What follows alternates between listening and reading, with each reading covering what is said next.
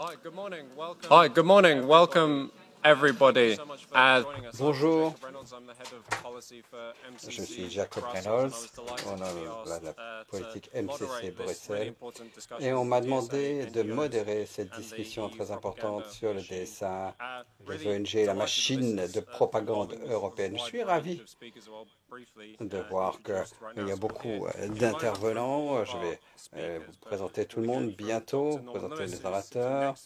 Le docteur Norman Norris sera à mes côtés. Il est un chercheur qui vient de publier un nouveau rapport fantastique, donc nous allons parler bientôt. C'est la fabrication et la désinformation ont lieu.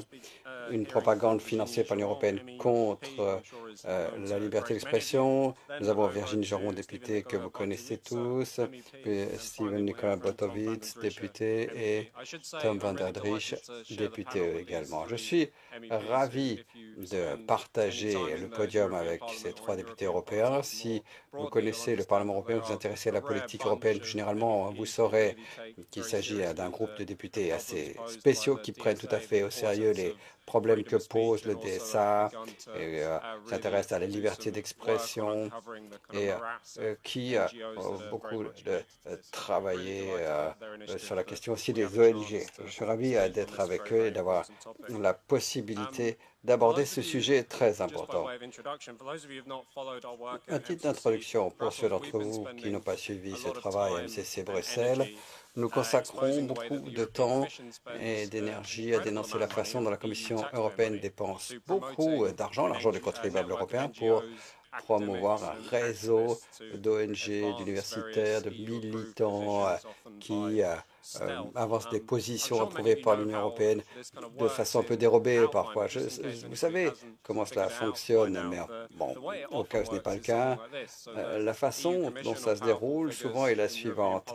La Commission de l'UE ou des figures éminentes des politiques européennes décident que des questions comme le fédéralisme européen, l'environnement ou l'activisme LGBT doivent progresser encore plus. Et donc, ils commencent à financer. Et qui finance-t-il?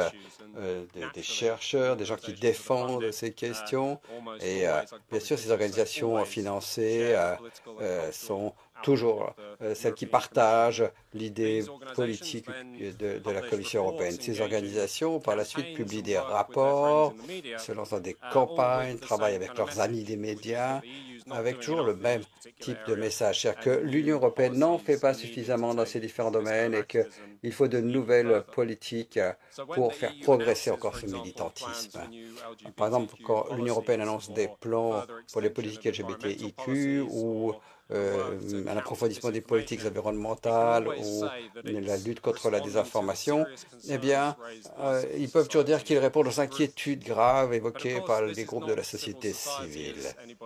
Mais ce n'est pas la société civile telle qu'on l'entend traditionnellement. C'est un réseau qui dépend fortement de l'argent de l'Union européenne et qui a des liens très étroits avec l'Union européenne. Et surtout, l'Union européenne joue son rôle et puis elle se retrouve radicalisée par les plus extrêmes parmi ses militants.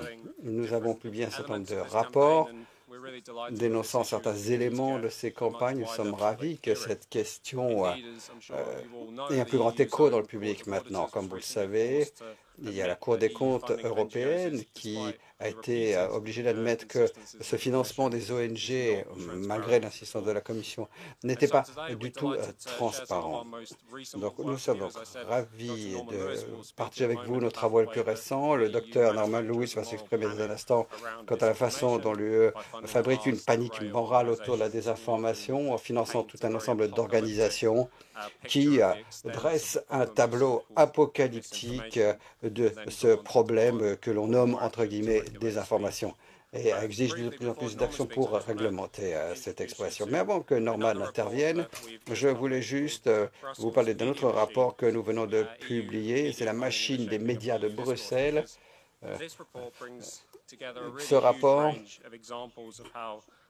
reprend tout un ensemble d'exemples de la façon dont l'Union européenne finance des médias afin de répéter tout simplement les positions de l'Union européenne. Ce rapport dénonce un certain nombre de mécanismes mis en place par l'Union européenne pour ce faire. Et ce qui est plus important, c'est IMREG, ces mesures d'information pour la politique de cohésion de l'Union européenne. Et là, nous avons découvert au moins 40 millions d'euros qui étaient dépensés pour des campagnes pro-UE et pour chanter les louanges de ce financement de la cohésion. Et ce qui est à noter dans ces campagnes, c'est que, en fait, elles ne portent jamais sur la promotion de certains projets spécifiques financés par la politique de cohésion, mais qui sont là, en fait, pour promouvoir l'UE, les positions de l'UE dans son ensemble.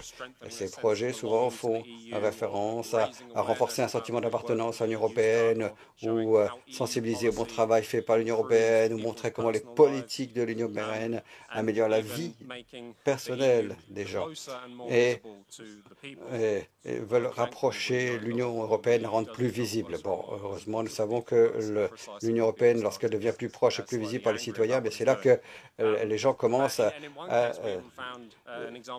s'opposer à ce qui est fait. Voilà, nous avons eu l'exemple d'un grand journal italien qui parlait de ses avantages sans même citer le fait que les articles eux-mêmes étaient financés par l'Union européenne. Et puis, une autre chose inquiétante dans le rapport que je voulais souligner, nous montrons qu'il y a un lien de plus en plus étroit entre les institutions de l'Union européenne et les agences de presse. Toutes ces organisations, vous savez, qui diffusent les informations un peu partout en Europe. Souvent, les articles que vous lisez, même dans la presse locale ou régionale, sont repris mot pour mot de ces grandes organisations de dépêche. Et c'est ainsi que les informations sur l'UE sont diffusées dans l'Union européenne. L'Union européenne a toujours un lien étroit avec ces organismes. Il y a eu un projet de 2 millions d'euros pour mettre en place une salle de presse de l'Union européenne qui rassemblerait toutes ces agences dans une même salle afin de créer une production centralisée d'informations, voilà, pour produire du contenu sous le regard des experts en matière de fact-checking des informations. Et ils étaient même prêts à fournir une formation directement aux personnes travaillant dans ces agences. Alors, vous voyez bien, le contenu produit en ce lieu serait toujours favorable à l'Union européenne et permettrait toujours des commentaires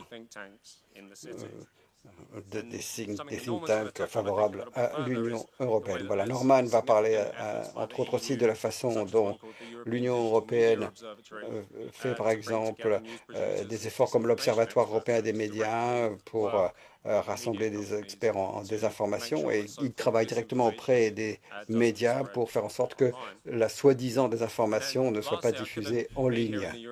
Et puis enfin, on ne peut pas être ici au Parlement européen sans dire que le Parlement européen entreprend aussi des efforts de propagande. Au cours des dernières années, 30 millions d'euros ont été dépensés par le Parlement européen sous forme de bourses à des organisations de médias, et la plupart se concentrent sur une légitimisation des institutions et sur les tentatives de persuader les personnes dans toute l'Union européenne pour dire que l'Union européenne, voilà, fait partie d'une démocratie européenne très vivante, mais tous ces efforts ont redoublé au cours des dernières élections parlementaires, ce qui ne vous surprendra pas. Voilà quelques exemples de ce que l'on représente dans notre rapport le plus récent sur la machine des médias de Bruxelles. Et je voudrais rappeler l'engagement qui est le nôtre, qui est de dénoncer le travail des ONG, des militants, des universitaires qui s'assurent qu'il y a un seul discours approuvé et qui est diffusé partout en Europe. Voilà, c'est un travail en cours. Il y a encore beaucoup de choses qui sont en phase de préparation.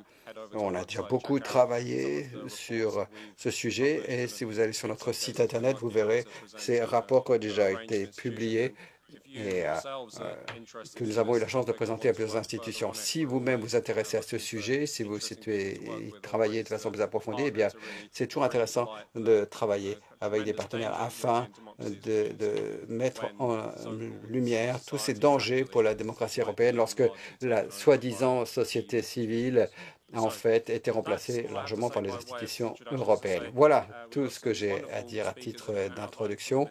Comme j'ai dit, nous avons de très bons orateurs qui vont y revenir en détail, mais avant tout, je vais donner la parole à mon collègue, le docteur Norman Lewis, qui va présenter le travail effectué dans son dernier rapport. Merci.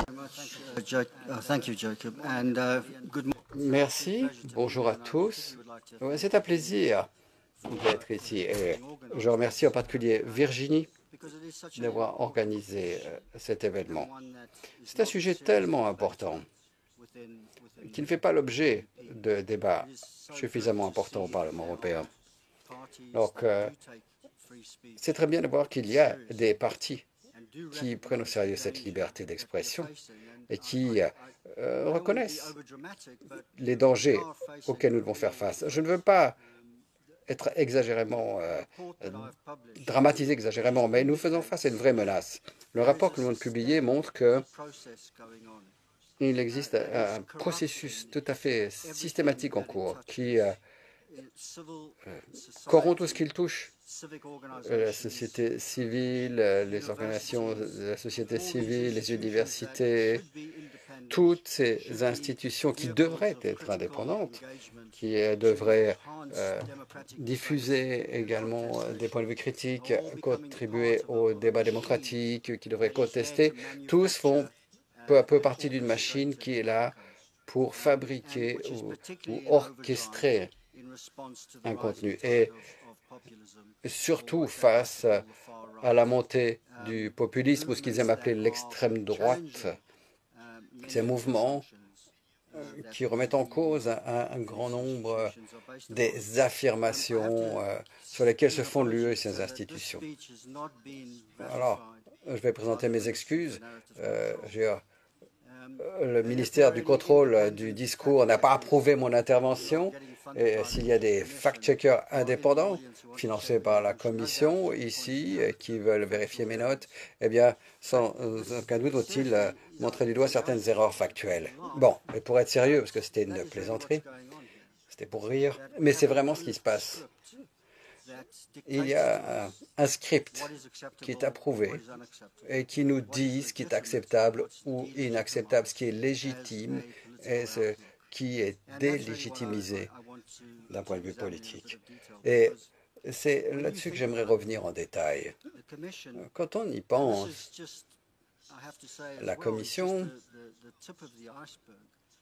et là, ce n'est que la partie émergée de l'iceberg. Le projet que nous avons découvert, enfin, ces projets, il y en a 349 que j'ai cités, qui représentent des dizaines de millions d'euros. Eh bien, voilà, ce n'est que la partie visible.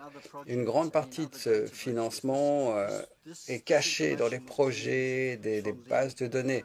L'information, nous l'avons récoltée à partir du portail sur les appels d'offres et à partir des bases de données. Mais il y en a d'autres encore que nous n'avons pas analysées, alors que nous savons qu'il existe d'autres projets qui n'ont pas le titre de discours de haine ou de désinformation, mais qui sont dans la même veine.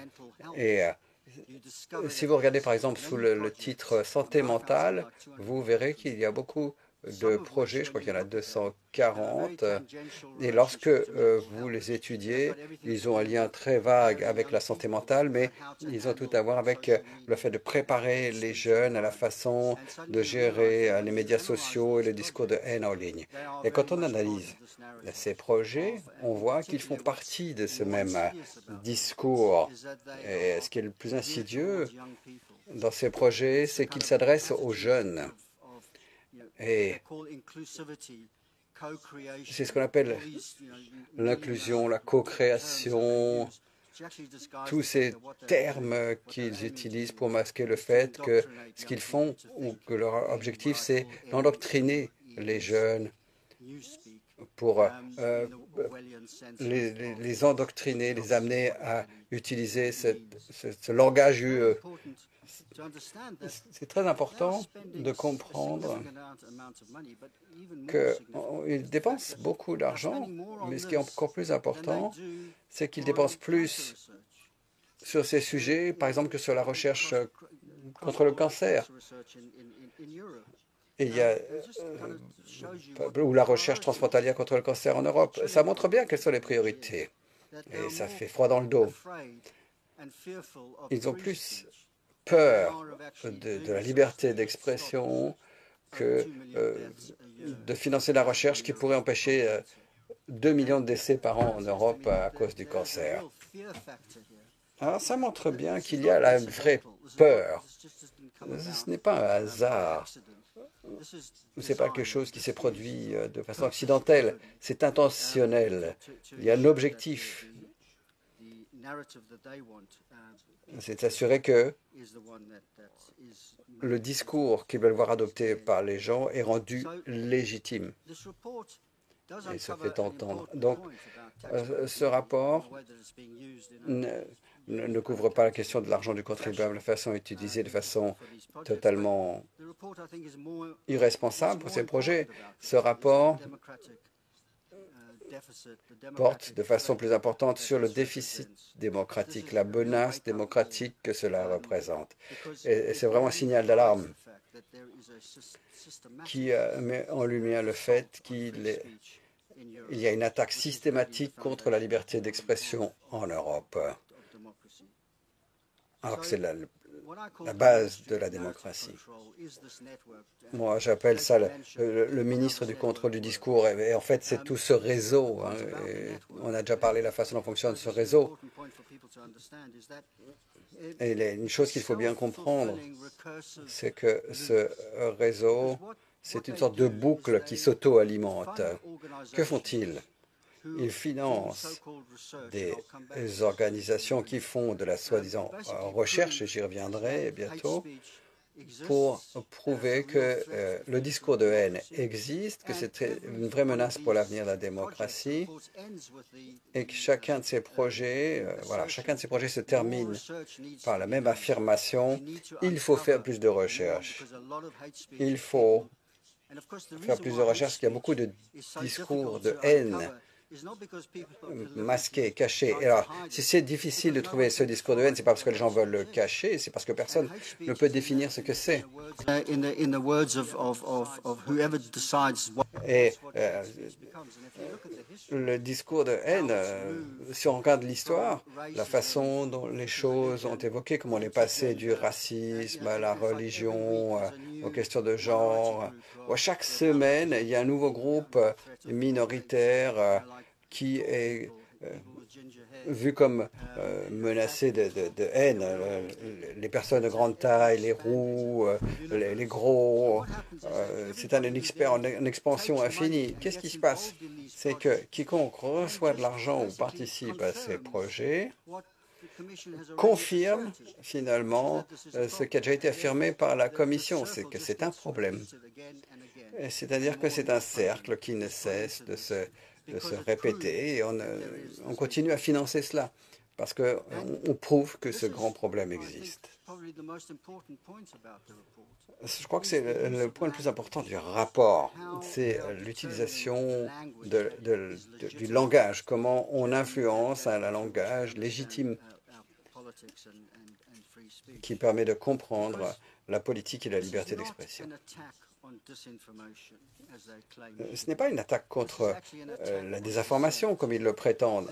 C'est une attaque contre le désaccord. On ne s'en prend pas à la liberté d'expression, on s'en prend à l'expression libre. C'est ce qu'il faut comprendre.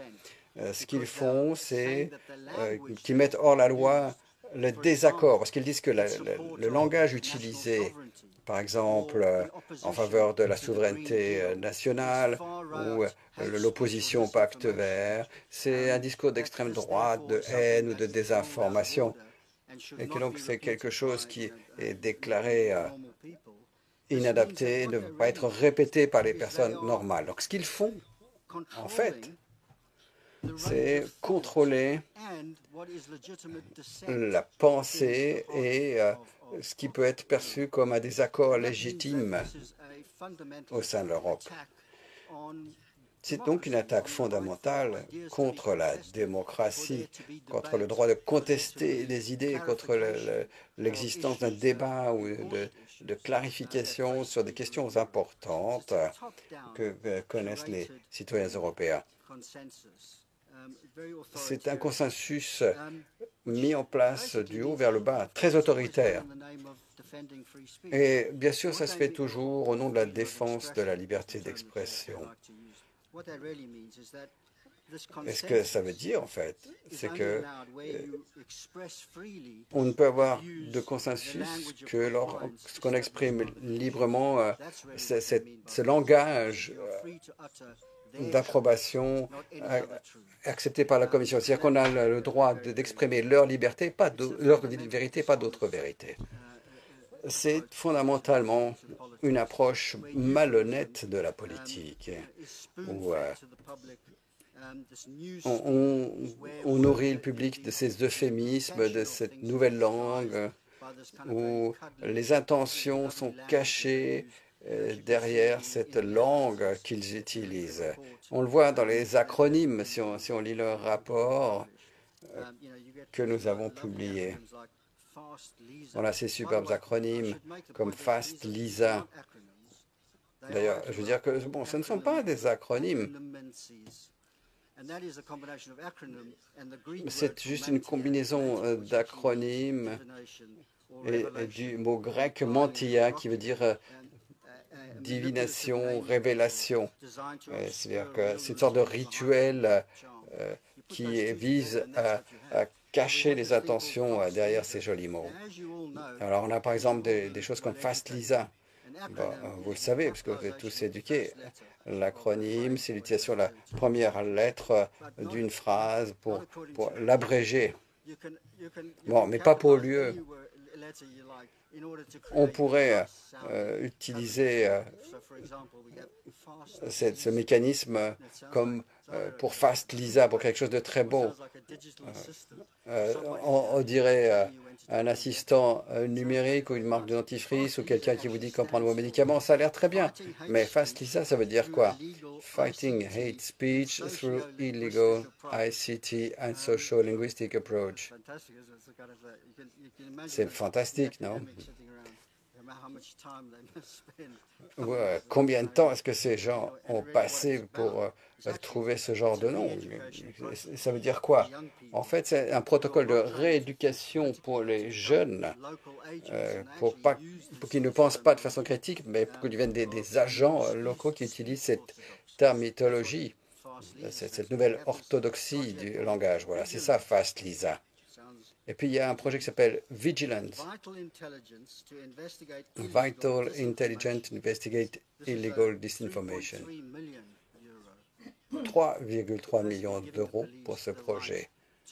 Et en fait, ça donne à la police le droit de supprimer des données et de créer une base de données pour les forces de l'ordre qui utilisent l'intelligence artificielle pour savoir si vos tweets sont une micro-incitation, une micro-agression. Et voilà ce projet. C'est pour donner à la police le droit de dire ce qui est un bon discours. Ça, c'est Vigilant.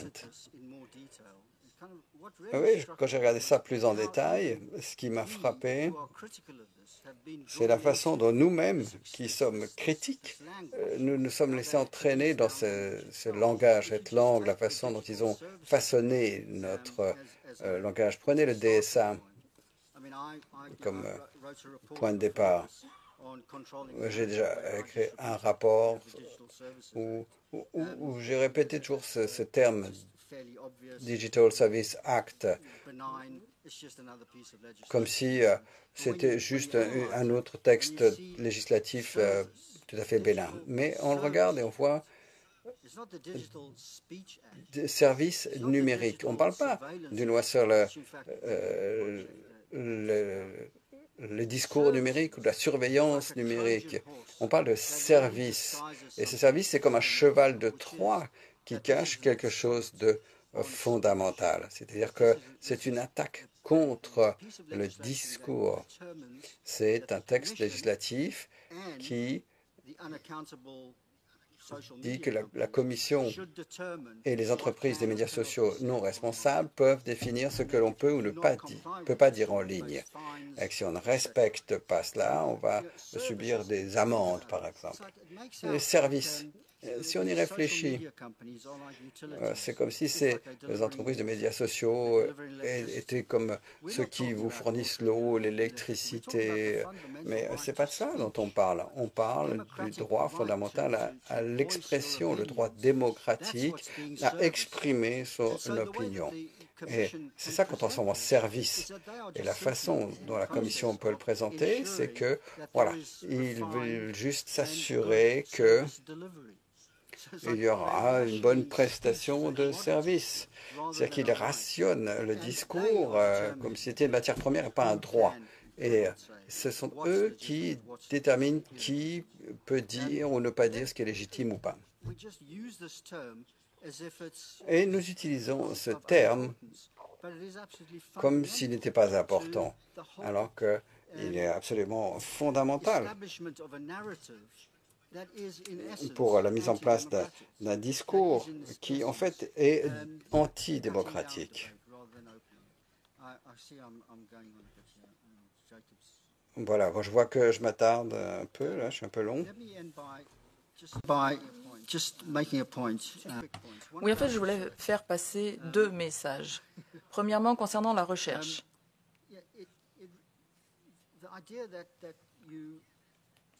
L'idée selon laquelle vous faites de la recherche pour fournir des réponses corroborées au lieu de trouver quelque chose de nouveau, en fait, cela veut dire que on réduit la recherche et le monde universitaire à la corruption de ce que l'on veut faire. Et cela illustre très bien le fait qu'il y a une crise très profonde qui est en cours au sein de l'Union européenne, parce qu'il faut dépenser ces sommes pour fabriquer ce discours. Cela veut dire que ce n'est pas naturel.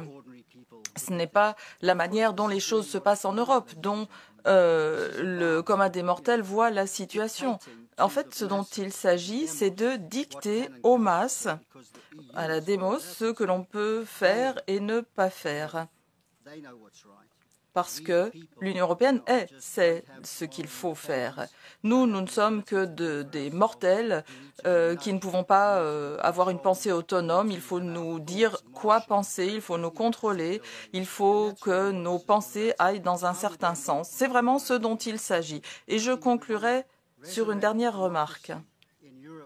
Si l'on veut faire revivre la démocratie en Europe, il faut en revenir aux anciennes valeurs européennes de la Renaissance, ou bien en revenir à Spinoza, dont les paroles devraient être affichées sur tous les bâtiments de l'Union européenne. Il faut en revenir vraiment à ces fondamentaux. C'est aujourd'hui un test de civilisation, de la survie de notre civilisation et de nos démocraties. Si nous ne pouvons pas dire ce que nous pensons, eh bien nous oublierons bientôt de penser. Merci.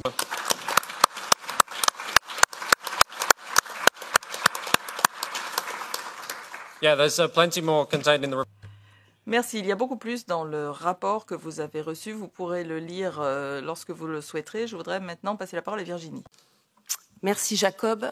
Merci docteur Norman Lewis pour cet excellent rapport et merci à vous tous d'être aussi nombreux. Je vais effectivement m'exprimer en français. C'est plus facile pour moi parce que le sujet est trop important pour rater des mots et je remercie les interprètes d'être présents. Effectivement, j'ai souhaité organiser cette conférence parce que vous le savez, c'est un sujet que nous avons en commission compte, dont je fais partie et qui a fait couler beaucoup d'encre depuis cette année, avec le rapport, comme Jacob l'a mentionné, le rapport de la Cour des comptes qui met en avant cette problématique de la gestion de la commission qui est floue, qui est non transparente, mais on le savait puisque nous avons aussi eu cette décision de justice contre Madame van der Leyen qui cache ses SMS.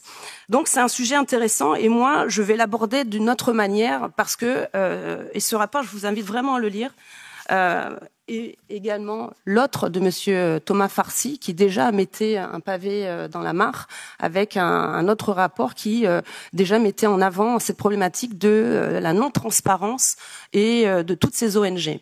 Celui-ci donc va plus loin puisqu'il démontre la machine de propagande. Le mot propagande, vous savez, c'est un terme qui est très ancien, qui a été utilisé par beaucoup d'Américains, notamment au cœur de la démocratie libérale américaine, avec 2 livres qui sont emblématiques de Noam Chomsky, La fabrique du consentement, et l'autre de Bernays sur la propagande. Et en fait, un mot qui est plutôt péjoratif est aujourd'hui complètement assumé par la Commission, parce qu'elle a un objectif. Et pour introduction, je vais vous lire un article du Monde diplomatique de 1996, pour vous dire qu'on n'a rien inventé, que la machine, effectivement, de propagande n'a pas fonctionné, puisqu'il y a eu des moments historiques où le peuple a refusé cette machine. Cette machine qui pousse la fédéralisation de l'Union européenne, avec des référendums qui ont dit non à la construction de cette Union européenne, et des votes, parce qu'effectivement, la montée, vous l'avez dit, des partis dits populistes fait qu'il y a une réticence à cette construction de l'Union européenne comme Bruxelles le veut. Alors, moi je vais vous lire cet extrait parce qu'il est important, il date de 1996. La communauté européenne du charbon et de l'acier, dans son ensemble et la haute autorité en particulier, dépense des sommes croissantes pour amener des journalistes à suivre les débats de l'Assemblée commune ou à assister à des journées d'études, conférences de presse ou autres manifestations pour convaincre les journaux, et non des moindres. Elle n'hésite pas à prendre à sa charge les frais de voyage des rédacteurs. Elle offre aux mêmes journalistes une indemnité journalière qui couvre largement leurs frais d'hôtel et d'entretien. Des journalistes sont invités à écrire des reportages sur tel ou tel aspect de la CECA ou de son œuvre. L'organisation européenne achète ces reportages et les publie dans des revues moyennant paiement. Rien, en effet, n'a changé depuis 30 ans dans les relations des institutions européennes avec la presse. Je relis un autre extrait de cet article parce qu'il est vraiment important. Je vous invite, je vous le partagerai parce que tout est écrit et rien n'a changé. Après la signature du traité de Rome en 1957, la doctrine sera peaufinée et durcie. Le service d'information doit poursuivre une action d'ensemble assurant la formation et le développement d'un climat favorable dans l'opinion et une véritable éducation du public en recourant à tous les moyens modernes d'expression. Un groupe de porte-parole est créé en marge du service d'information.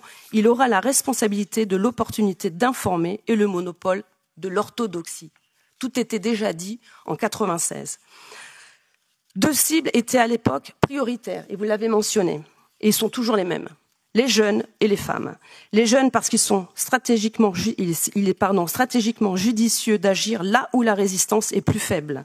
En octobre 1995, la Commission décide de lancer 3 grandes actions prioritaires en matière d'information, dotées d'un budget de 50 millions d'écus, soit 324 millions de francs, l'une sur l'union économique et monétaire, la seconde intitulée « Construisons l'Europe ensemble » et la troisième « Citoyens d'abord » qui s'adressera prioritairement aux jeunes et aux femmes.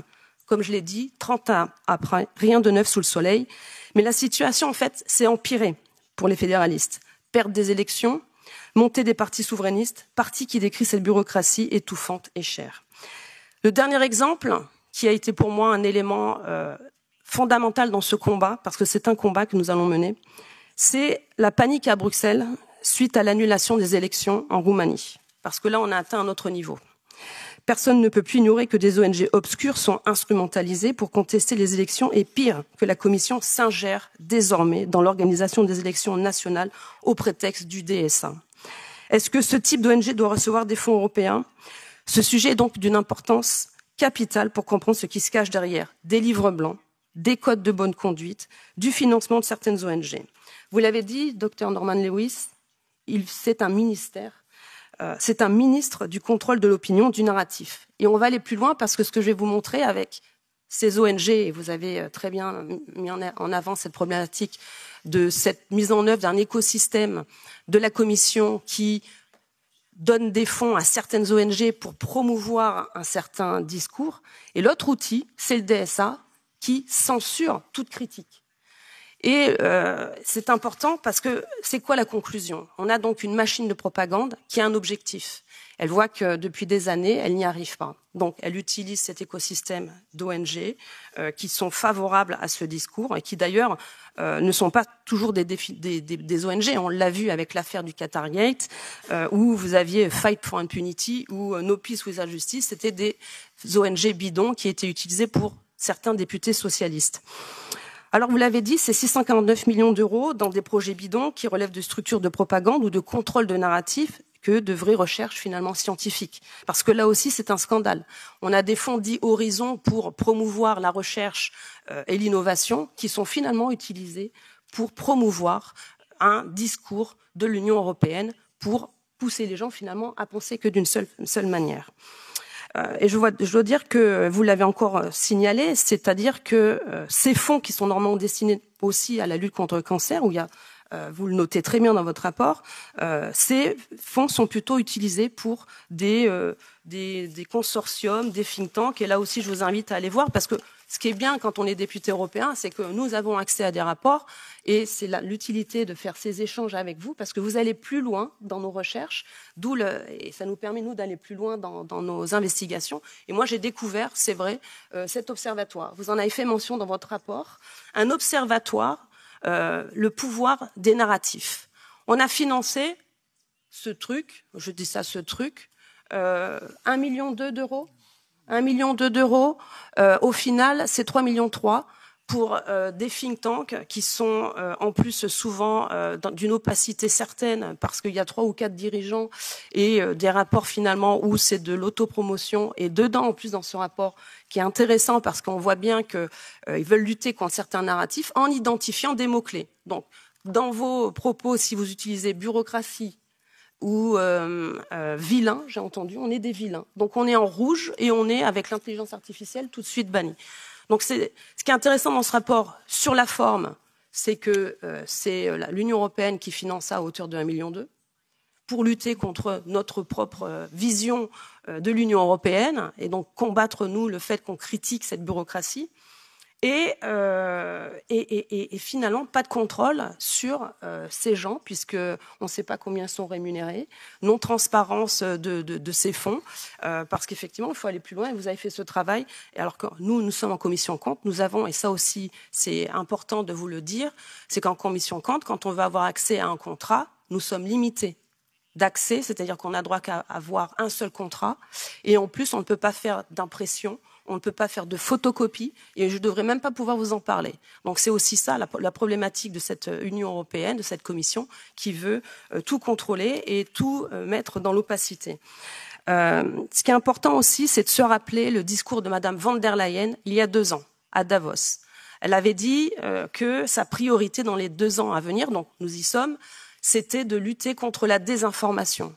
Pourquoi je rappelle ce discours? Parce qu'il est clé dans la construction de cet écosystème pour promouvoir un discours et lutter contre des gens comme nous, où on a cette liberté d'expression, où on s'autorise de critiquer l'Union européenne, d'où le DSA, qui est aujourd'hui utilisé par certains députés pour pousser la Commission à aller à contrôler et même parce que la Commission, avec cette commissaire, Madame Henna Virkkunen, a compris que la liberté d'expression était quand même une valeur de l'Union européenne, ce que certains aujourd'hui oublient, parce qu'on a des députés, surtout socialistes, qui veulent aujourd'hui fermer X, fermer TikTok, parce que comme il y a un défaut de contrôle et comme il y a cette liberté d'expression, ça les gêne, et comme ils perdent aussi les élections, ça les gêne encore plus, donc ils veulent tout fermer.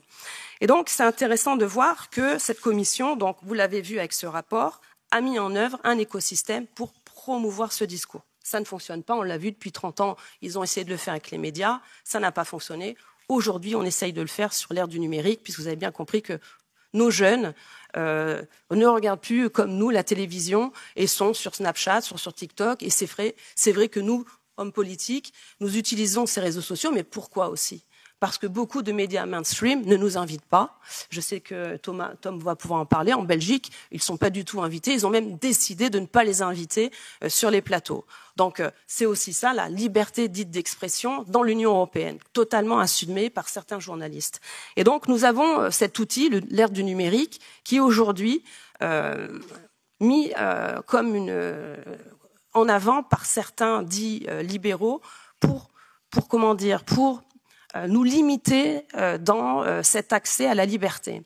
Donc on utilise le DSA, et vous l'avez très bien rappelé, c'est Digital Services Act, et qui est devenu un Digital Surveillance Act. Ce Digital Services Act, il a été négocié dans une commission qui s'appelle Marché intérieur. Il n'a pas été négocié dans la commission Liberté. Il n'a pas été négocié dans une autre commission culte au regard des médias.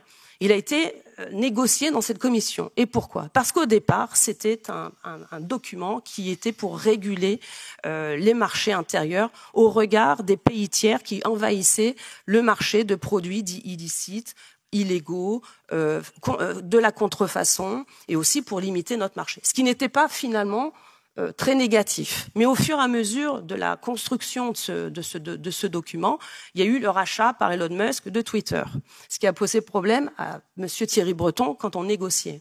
Et au fur et à mesure de l'écriture de ce dossier, on a bien vu qu'il y avait des amendements qui ont poussé à refaire le texte pour limiter la liberté d'expression, avec notamment les signaleurs de confiance. Vous en parlez dans votre rapport. Qu'est-ce que c'est des signaleurs de confiance?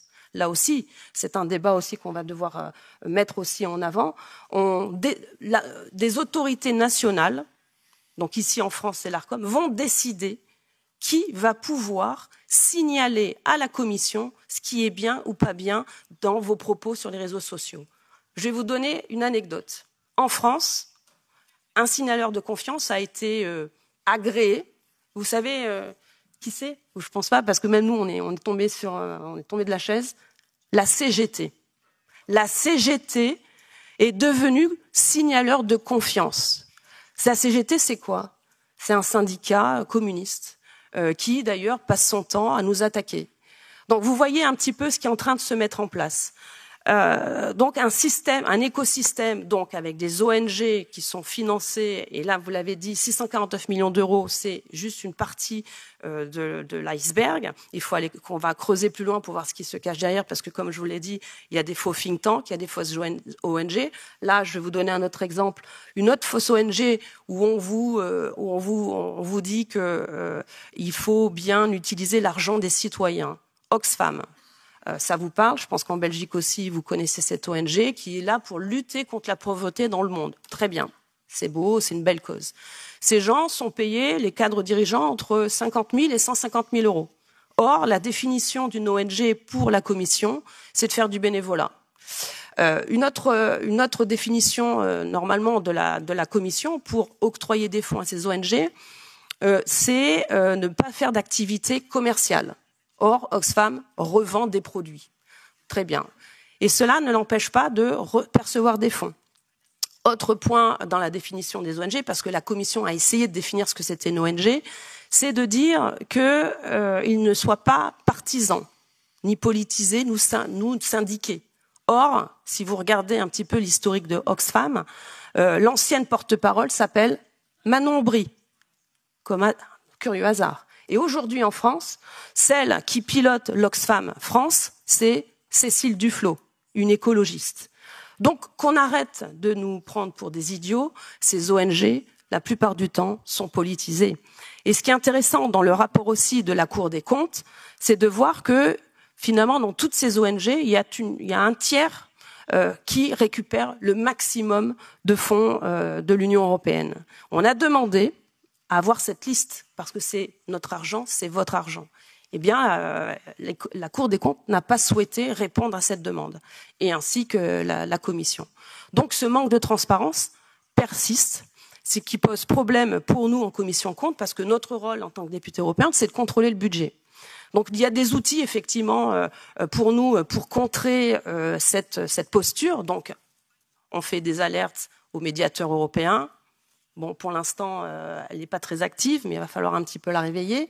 On peut faire aussi une alerte auprès du procureur européen roumaine. Je vous rappelle que c'est elle qui a ouvert le dossier des contrats Pfizer. On attend toujours qu'elle avance. Donc, il y a quelques moyens. Et puis après, il y a ce type de conférence qui nous permet d'échanger et de propager tout ce que nous, on peut voir de l'intérieur. Et ça permet de croiser toutes ces données et de publier, parce que c'est aussi ça, notre objectif, c'est de publier tout ce que l'on sait, parce que ça, ce qu'on dit souvent, c'est savoir, c'est bien, mais le faire savoir, c'est mieux. Et c'est tout l'objectif de ces travaux et de ces recherches et de ces rapports, c'est de mettre en avant, voilà, aujourd'hui avec ces ONG, recouper avec le DSA, pour en arriver à une conclusion, et je vais terminer par ça, parce que tout cet écosystème que vous voyez, Alors, des rapports, là, et c'est très bien que Jacob nous alerte sur ce futur rapport sur les médias, parce que là aussi, moi je trouve que c'est important aussi de le rattacher à cet écosystème, parce qu'effectivement, il y a en ce moment en cours dans la commission culte, il y a un groupe de travail, et je sais, et je remercie de tous les députés qui sont là, et je vois qu'il y a aussi une députée qui est là, qui travaille sur ce sujet. Il y a effectivement en culte en ce moment un groupe de travail autour des médias, parce qu'effectivement, ils veulent éduquer les gens à l'information. Et ça, c'est pas moi qui le dis, c'est écrit. Je vous invite aussi, et je conclurai par ça, parce que c'est dans ce document de travail. Comme je vous l'ai dit, je suis dans la commission compte, j'étais dans la commission IMCO pour suivre le DSA. Et la chance a fait que je suis aussi dans cette commission bouclier social sur la démocratie. Pourquoi je parle de ces trois commissions? Un, parce que commission marché intérieur, le DSA, commission compte, tout ce problème des financements des ONG. Et la conclusion, c'est ça, cette commission spéciale. Et qui, en fait, comme je vous l'ai dit, on l'a démontré, un écosystème des ONG qui sont là pour propager le narratif de la commission. On a à côté le DSA qui est là pour contrôler ce qu'on dit et nous censurer. Hein, avec aussi, et c'est vrai que je pourrais prendre un peu plus de temps, sur la censure des individus, mais la censure et le contrôle des élections. On l'a vu avec les élections en Roumanie. On a utilisé TikTok pour annuler des élections. Il ne faut pas oublier. C'est ça la plus grande arnaque qu'il y a eu là ces 30 dernières années. On a utilisé un réseau social pour annuler les élections. Et la conclusion de tout ça, c'est que comme ils sont en perte, et vous l'avez dit, le mot crise. Oui, ils sont en crise.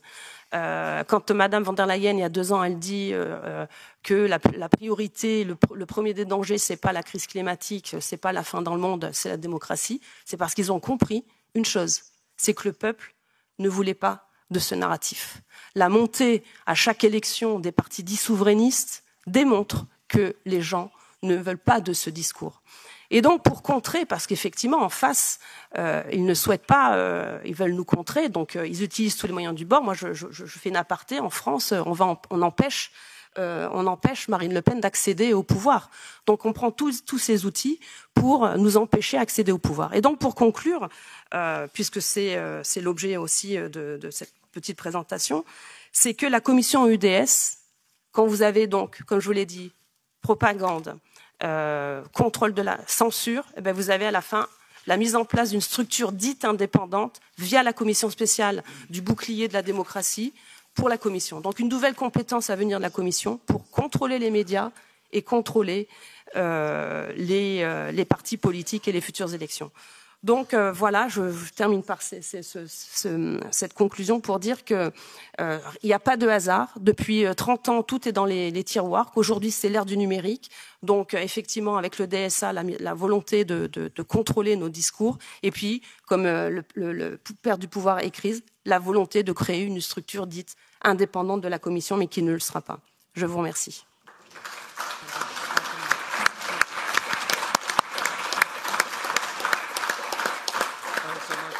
Thanks so much, Virginie. Merci beaucoup, Virginie. Beaucoup d'arguments très importants. Nous ne venons que de commencer de parler de ce bouclier démocratique et je pense que ça fera l'objet d'une autre enquête. Merci beaucoup pour cette présentation. Je vais demander à M. Bartolizza de prendre la parole. Merci, Jacob.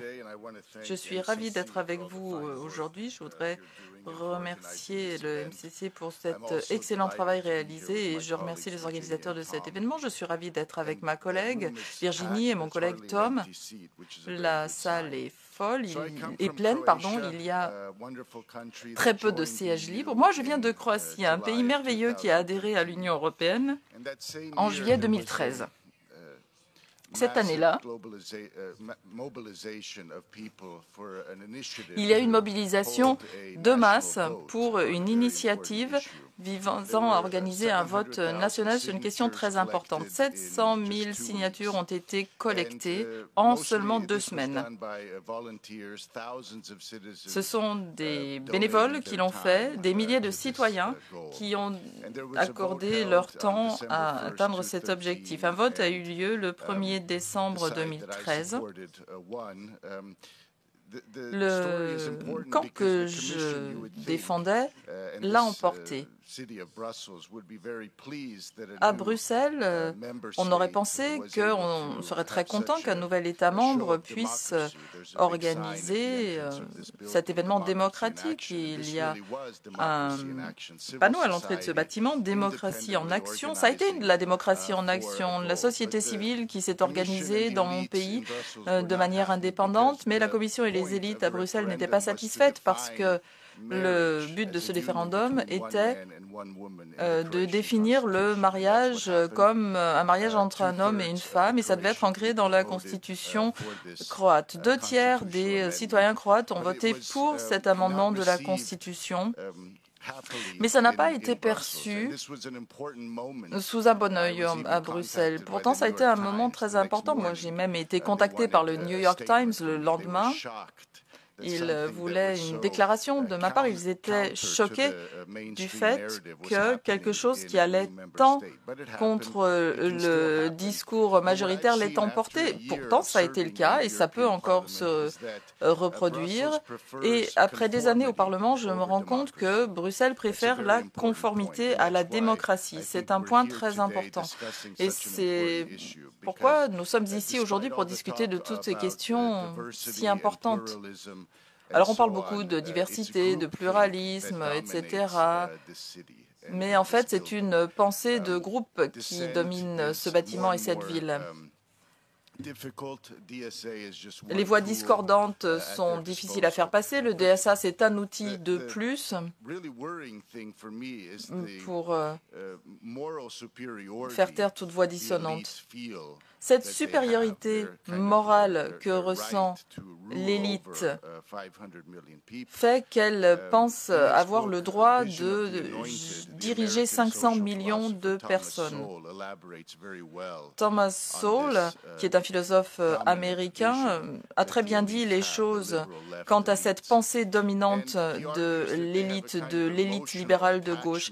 Il dit qu'il y a un attachement émotionnel à cette vision qui fait qu'on n'autorise pas d'autres faits et arguments. Quoi qu'il se passe autour de cette élite n'est pas capable d'envisager les faits de manière rationnelle, d'envisager les problèmes de manière rationnelle du fait de cet attachement émotionnel, je dirais même religieux, à leur vision.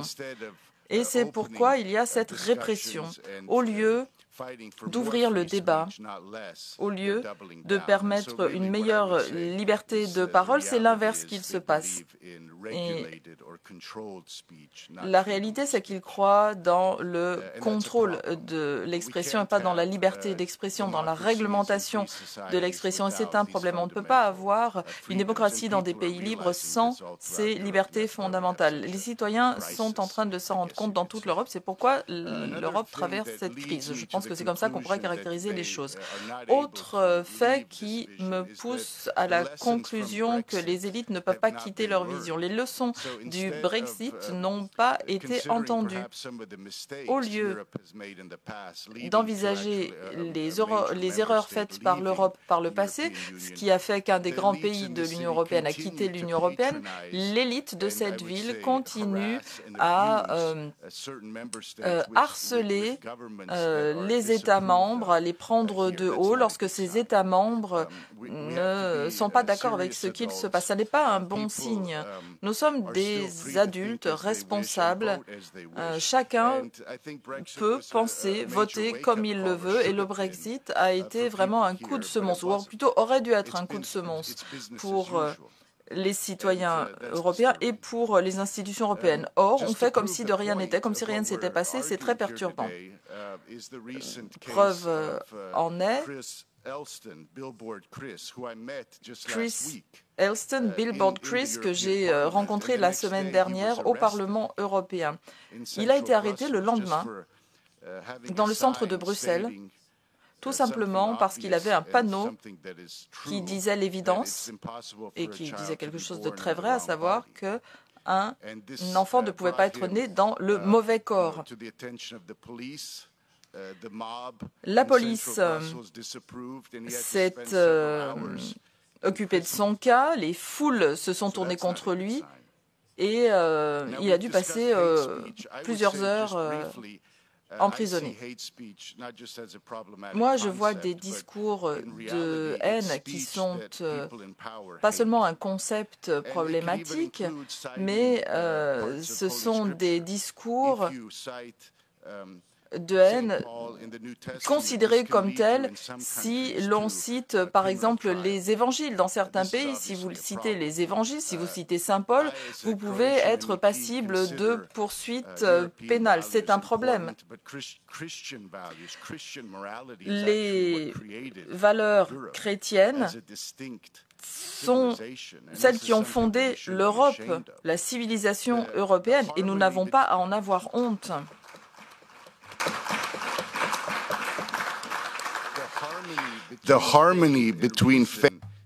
L'harmonie entre la raison et la religion, c'est ce qui sous-tend notre culture.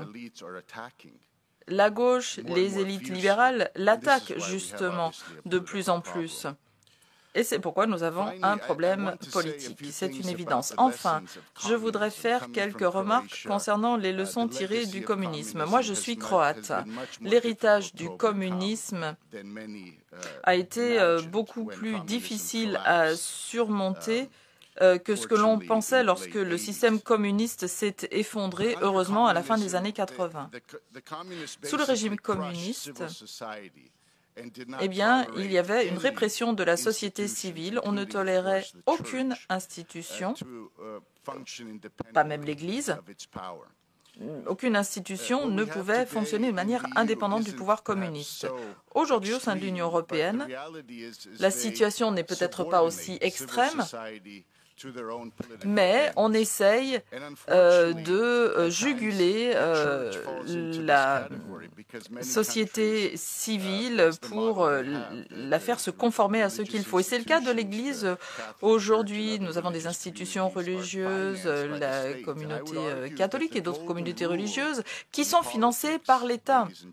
Or, la règle d'or en politique, mesdames et messieurs, la règle d'or, c'est celui qui a l'or qui établit la règle. Et c'est le cas en politique. Les puissants règnent. On l'a vu avec la Commission européenne, on a entendu de nombreux exemples de ce qui est financé par la Commission européenne. Nous voyons qu'il y a des dysfonctionnements. Le journalisme ressemble de plus en plus à de la propagande, à une machine de propagande.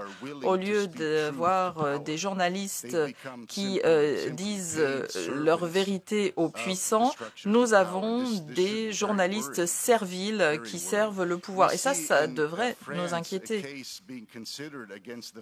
En France, nous avons une affaire en justice contre le fondateur de Telegram. Il a donné une interview à Tucker Carlson. Je vous encourage à regarder cette interview parce que c'est vraiment choquant. Quelqu'un qui a créé et géré une entreprise avec des milliards d'utilisateurs dans le monde ne peut plus se déplacer librement. Il ne peut plus aller en France, voir sa famille, etc. Tout ceci devrait nous inquiéter considérablement. Nous devrions vraiment nous demander où nous sommes aujourd'hui. Il est très important d'en discuter de manière ouverte tant que nous le pouvons. Je voudrais remercier MCC pour avoir organisé cet événement. C'est un signal très encourageant de voir cette salle pleine. Je suis ravie d'être ici. Moi, j'ai été élu pour faire entendre la voix des citoyens ordinaires qui sont très loin de ce qu'il se passe ici à Bruxelles. Les décisions ne sont pas prises de manière transparente. Les décisions ne sont pas prises de manière démocratique et nous devons contrer ces tendances. Nous devons faire preuve de persévérance et en fin de compte, les citoyens se feront entendre, nous l'emporterons, mais ça ne sera pas simple parce qu'on continuera à faire l'objet de répression, de manipulation de toutes sortes.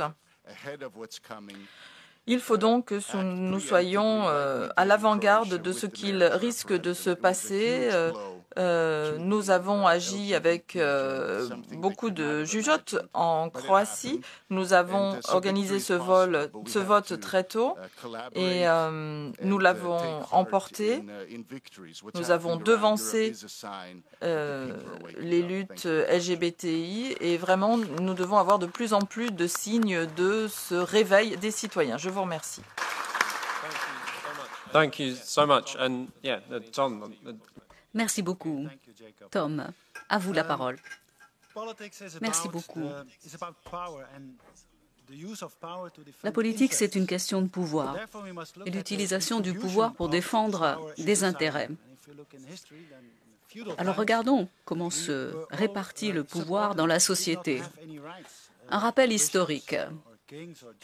Au départ, nous n'avions aucun droit. C'était les évêques, les ducs qui décidaient. Nous n'avions pas de droit qui nous était propre. Et c'est la révolution démocratique des XVIIIe et XIXe siècles qui a tout changé. Nous sommes devenus des citoyens à ce moment-là. En devenant des citoyens, nous avons obtenu des droits inaliénables. Ceux qui étaient au pouvoir n'avaient pas le droit de remettre en cause ces droits des citoyens, parmi lesquels la liberté d'expression. La liberté d'expression n'est pas un exercice intellectuel, c'est un instrument démocratique pour les citoyens, pour remettre en cause ceux qui détiennent le pouvoir. Or, ce à quoi nous assistons aujourd'hui, à l'époque libérale, démocratique, ceux qui sont au pouvoir veulent y rester. La révolution technologique, par exemple la presse écrite au XVIe siècle, et puis ensuite la télévision, la radio et aujourd'hui les réseaux sociaux, tout ceci permet aux citoyens de faire respecter leurs droits en tant que citoyens pour remettre en cause ceux qui détiennent le pouvoir. La démocratie libérale, comme je vous l'ai dit, nous a donné des droits. La révolution démocratique nous a donné des droits, mais la démocratie libérale, elle est totalement corrompue, pervertie aujourd'hui. Nous n'avons plus le choix. Nous n'avons le droit que d'être d'accord avec ceux qui sont au pouvoir. C'est un accaparement du pouvoir. Ça a déjà été mentionné. Même si nos partis remportent les élections pratiquement partout, le pouvoir est accaparé. C'est le propre d'un régime autoritaire, pas d'un ordre démocratique. Il n'y a pas de transfert démocratique du peuple vers ceux qui détiennent le pouvoir. Aujourd'hui, c'est une technocratie qui gouverne. Et le Parlement européen en est un exemple absolument remarquable. C'est une démocratie de façade. Vous n'avez que le droit d'être d'accord, vous n'avez que le droit d'appuyer sur le bon bouton. Nous n'avons de siège à la tribune dans aucune commission parlementaire. Et je pense qu'on pourrait utiliser une citation très révélatrice. Puisque les gouvernements n'ont plus la confiance des peuples, pourquoi est-ce que les gouvernements ne dissolvent pas le peuple pour en élire un autre à la place? C'est exactement ce qui se passe dans l'Union européenne aujourd'hui. On veut dissoudre le peuple. Aujourd'hui, les réseaux sociaux, l'innovation technologique sont utilisés fréquemment. Barack Obama, lorsqu'il a été élu le messie de la gauche progressiste, si je peux l'appeler ainsi, a mobilisé des Américains qui avant n'allaient pas voter. Au printemps 2011, Twitter a été utilisé pour mobiliser des citoyens contre des dictateurs autoritaires qui ont tous été renversés les uns après les autres. Et puis ensuite, le Brexit, et puis ensuite, Trump. Et puis d'un seul coup, alors les réseaux sociaux sont devenus très dangereux parce qu'ils allaient dans le mauvais sens, parce que les gens ne les utilisaient pas correctement. Et d'un seul coup, on a vu apparaître la censure. la censure sous plusieurs formes. La censure directe, suppression de postes, annulation de plateformes, de réseaux sociaux, interdiction, et puis une censure plus subtile, systémique, la suppression d'algorithmes, une façon d'obscurcir ce que vous postez. Vous pouvez poster ce que vous voulez, mais personne ne le voit. C'est carrément obscurci, caviardé. Ou alors vous ne recevez plus les posts qui vous ont été adressés. Ce sont des techniques assez répandues sur ma page Facebook. 150 000 messages en moyenne. Et pendant plus d'1 an, j'ai été victime de cet obscurcissement de mes posts qui sont passés de 150 000 à 15 000. Donc je ne sais pas si Meta ou Greta Thunberg ont fait l'objet de mêmes tactiques. Alors on nous dit qu'il faut interdire les contenus illégaux. Et là, on voit apparaître des plateformes totalement sous contrôle, avec ces fameux signaleurs de confiance, avec des systèmes automatiques de suppression de messages, avec également une utilisation juridique totalement erronée des droits des citoyens et de la liberté d'expression.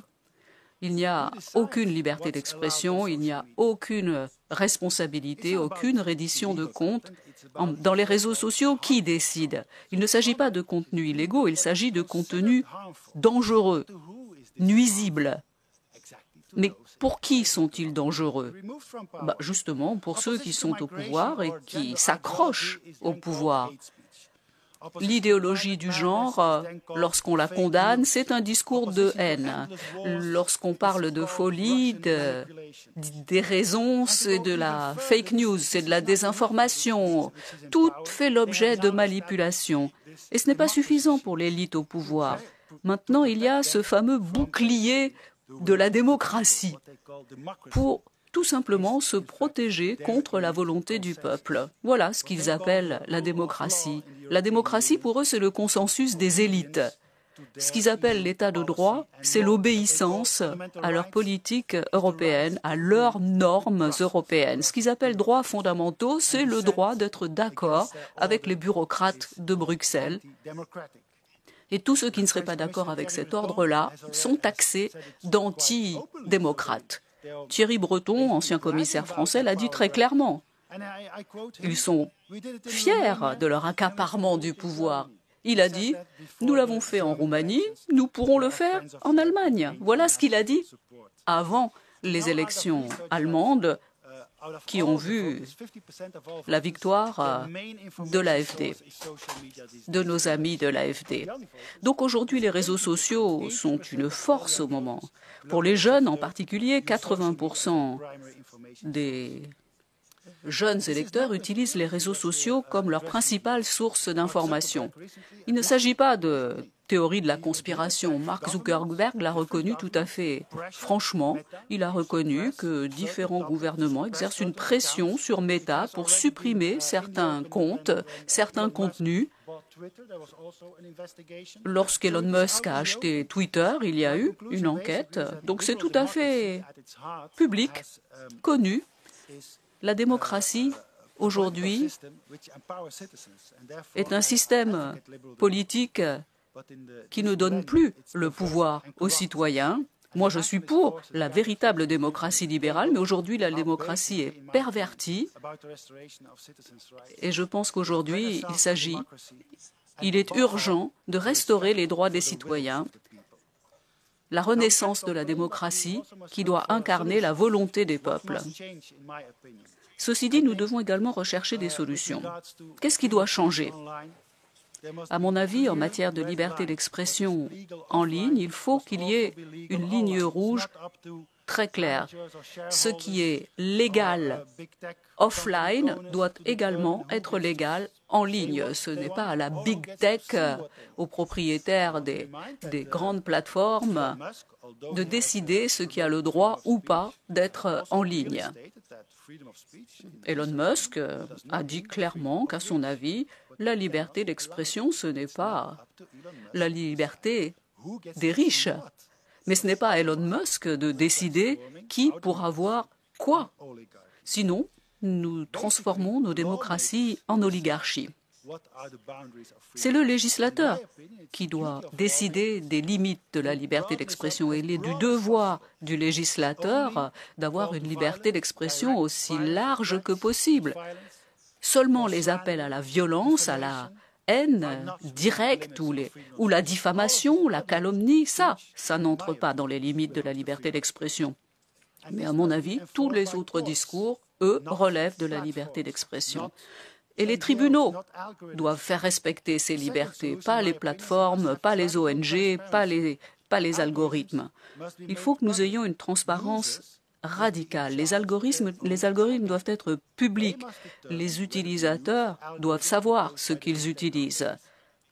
Ils doivent savoir quels sont les algorithmes fournis par les grandes compagnies de la tech. Ils doivent savoir ce qui leur permet d'accéder aux pages de leurs amis, de s'enregistrer quand ils créent un compte. Et les fonds de l'Union européenne doivent être correctement utilisés.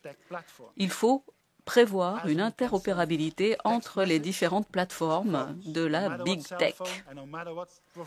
Qu'on puisse envoyer n'importe quel message, n'importe quel texto de n'importe quel téléphone, quel que soit le fournisseur, avec une interopérabilité entre Twitter, Facebook, Instagram, toutes les autres plateformes, pour qu'il n'y ait pas d'enfermement des utilisateurs, ce qui est complètement ridicule.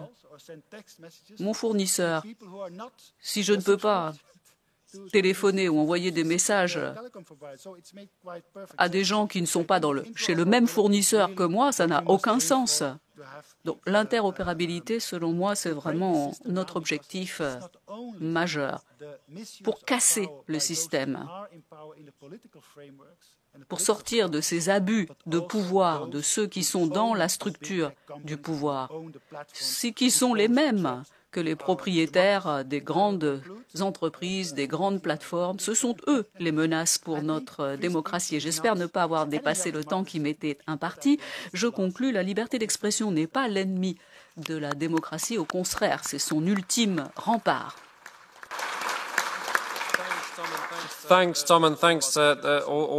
Merci Tom, merci à vous tous. Merci pour tous ces commentaires très variés qui nous permettent d'avoir un horizon plus vaste. Aujourd'hui, merci beaucoup pour tout ce que vous avez dit. Je pense que vraiment la teneur de notre discussion est de très haute volée et je suis heureux de voir que nous avons un public nombreux. Si vous avez des questions, on va peut-être prendre les questions en groupe, donc ne répondre pas immédiatement. Je vous en prie. Si vous pouvez vous présenter d'abord. Merci. Salvador Leal, chercheur ici à Bruxelles. Vous avez parlé d'oligarchie, d'accaparement du pouvoir. Je pense que vous avez de très bons arguments pour parler d'oligarchie et d'accaparement du pouvoir de la part des gouvernements, de la big tech. Mais qu'est-ce que vous proposez? La nationalisation ou créer des alternatives? Une sorte de formule monarchique comme celle de Musk ou de Zuckerberg? Bon, je vais prendre une autre question. Vous, monsieur, au premier rang, et ensuite nous discuterons.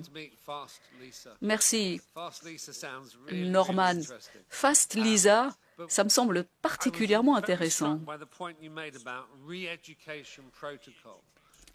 J'ai été très impressionnée par ce que vous avez dit à propos des protocoles de rééducation. Vous êtes entré vraiment dans les détails, vous avez cité de nombreux exemples de désinformation, pas seulement à cause du DSA, mais à cause du financement de ces projets de recherche où nous avons des universitaires, des activistes qui font des campagnes pour rééduquer tout le monde. Mais ça, c'est quand même quelque chose de nouveau.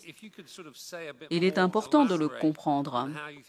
Est-ce que vous pourrez entrer un peu plus dans les détails pour nous expliquer comment ça fonctionne vraiment et quel est l'impact sur les gens d'une façon générale? Nous sommes vraiment une remarquable assemblée ici aujourd'hui. Nous sommes nombreux avec des intervenants passionnés, mais est-ce que le public est aussi passionné? Nous avons des campagnes nationales qui sont vraiment à prendre très au sérieux. Et ça, c'est quelque chose à prendre très, très au sérieux lorsque nous avons à faire face à des activistes qui attirent l'attention sur ces manipulations absolument épouvantables, cette prise de contrôle. Je pense que la passion, elle doit être dans le public également. Merci. Je vous en prie, monsieur. Après, nous passerons aux réponses. Itmu Zomer, la souveraineté numérique européenne face au gouvernement américain, où est-elle? Quelles sont les menaces? Quelles sont les opportunités? Est-ce qu'il y aura davantage de contrôle? Contrôle pour qui? Et contrôle par qui? Merci. Je vais prendre les questions dans l'ordre. Je sais que Tom a été interpellé puisqu'il a parlé des discours de haine dans son intervention à propos de la Big Tech. Allez-y, Tom, et puis Norman aussi. Vous avez une question qui s'est adressée directement à vous, donc vous pouvez peut-être répondre tout de suite. Oui, rapidement, à propos de la Big Tech, je voudrais dire deux choses. Notre problème en Europe, c'est qu'on nous demande de choisir qui doit contrôler l'espace public, la Commission ou la Big Tech. Or, aucune de ces deux institutions ne sont fiables. Est-ce qu'on peut demander des comptes à la Big Tech? Impossible. La seule façon de leur faire rendre des comptes, ce serait purement et simplement de les abandonner, de ne plus les utiliser, que tout le monde en Europe les quitte. À ce moment-là, ils changeraient certainement très rapidement de politique. Mais est-ce que nous devons pour autant nous remettre entre les mains d'une instance non élue qui ne relève d'aucun contrôle démocratique? Moi, je pense que la seule solution, c'est de lancer une grande campagne publique dans tous les pays européens pour attirer l'attention sur ce qui est en jeu, une campagne en faveur de la liberté d'expression.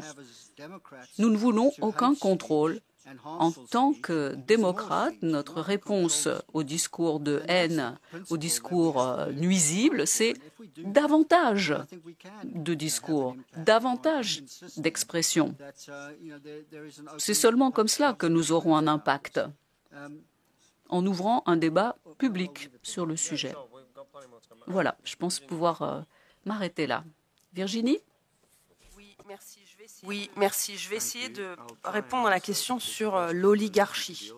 Moi, je n'ai pas utilisé ce terme parce que je trouve que c'est un terme qui est plutôt utilisé par les socialistes. J'ai suivi le dossier DMA, Digital Market Act, qui était un dossier pour un petit peu limiter le monopole des GAFAM, des grands. Et c'est vrai que j'ai suivi ce dossier et on est en faveur d'un contrôle des GAFAM parce qu'effectivement, nous avons cette réalité que cette puissance de ces géants empêche l'innovation en Europe. Mais le problème, c'est pas les GAFAM, c'est l'Union européenne qui n'a rien fait depuis 40 ans. qui ne s'est pas donné les moyens de protéger certains secteurs. On a vu Nokia, premier téléphone mobile dans les années 90, 2000, et puis plus rien. On s'est fait racheter, et puis plus d'innovation.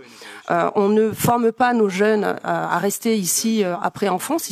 Ils s'expatrient dans des États où ils seront mieux rémunérés et où ils auront plus d'opportunités dans l'innovation. Donc la problématique, c'est pas les GAFAM, c'est l'Union européenne qui n'a rien fait depuis toutes ces années pour créer de la richesse ici, pour maintenir de l'innovation. Et nous, voilà, la seule chose qu'on a pu mettre en place pour lutter contre ces géants qui rachètent toutes nos startups, c'est le DMA, qui aujourd'hui est mis en œuvre. Et puis, c'est vrai que quand on voit d'autres pays qui se donnent les moyens, en fait, il faut rien attendre de l'Union européenne. C'est chaque État membre qui, comme on le dit, doit être souverain dans sa décision politique en matière d'innovation pour créer de la richesse. On le voit en France, effectivement, là, on va se faire aider par les Émirats pour créer un secteur dans l'intelligence artificielle. C'est bien qu'on se fasse aider, mais je dirais que c'est chaque État membre qui doit, dans toute cette pile de dossiers, en matière de budget, dans les priorités, c'est de se créer un cap sur 2050. Qu'est-ce qu'on veut faire pour nos concitoyens? Est-ce que c'est demain, effectivement, l'intelligence artificielle qu'il faudra mettre en priorité dans nos décisions politiques? Donc, on attend un peu trop de l'Union européenne. Moi, je pense que c'est aussi la faute de certains États membres qui n'ont pas réagi et peut-être se poser la question, est-ce que c'est pas l'Union européenne qui nous étouffe? Et moi, je pense que oui, c'est la difficulté aujourd'hui pour certains secteurs, notamment dans le digital, où on se retrouve à faire des normes pour utiliser ces GAFAM, mais pas pour créer du GAFAM. Et c'est ça toute la problématique.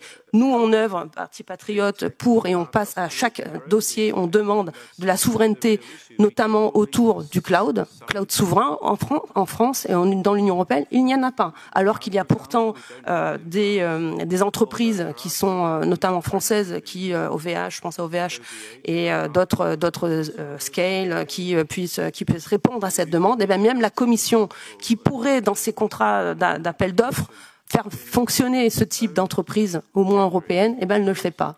Donc c'est aussi une difficulté de voir que ceux qui veulent donner des leçons à la terre entière, eh bien ne s'appliquent pas ces mêmes règles.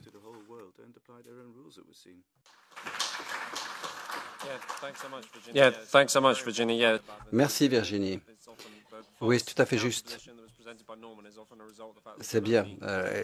La position présentée par Norman, est liée à l'absence de Big Tech en Europe. Oui, très rapidement. Ce pouvoir de la Big Tech, son pouvoir de censure. Il faut tirer les leçons de notre histoire récente. Au cours du Covid,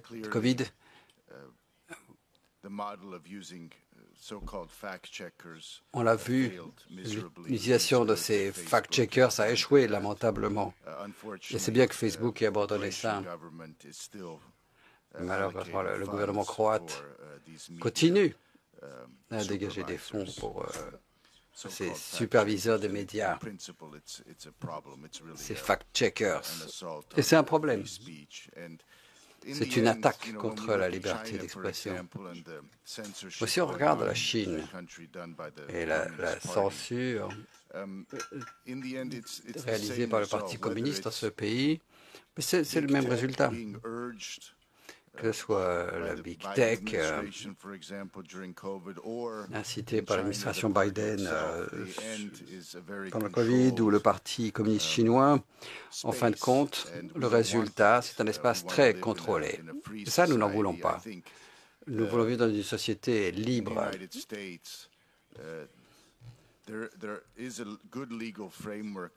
Aux États-Unis, il y a un bon cadre juridique à l'heure actuelle, mais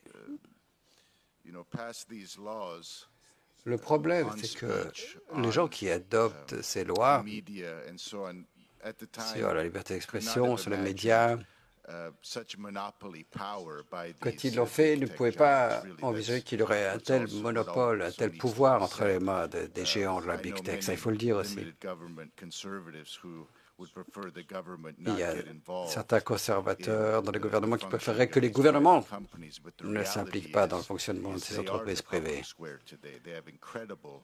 Mais en réalité, c'est eux l'agora à l'heure actuelle. Ils ont un pouvoir énorme. Ils peuvent influencer l'opinion publique.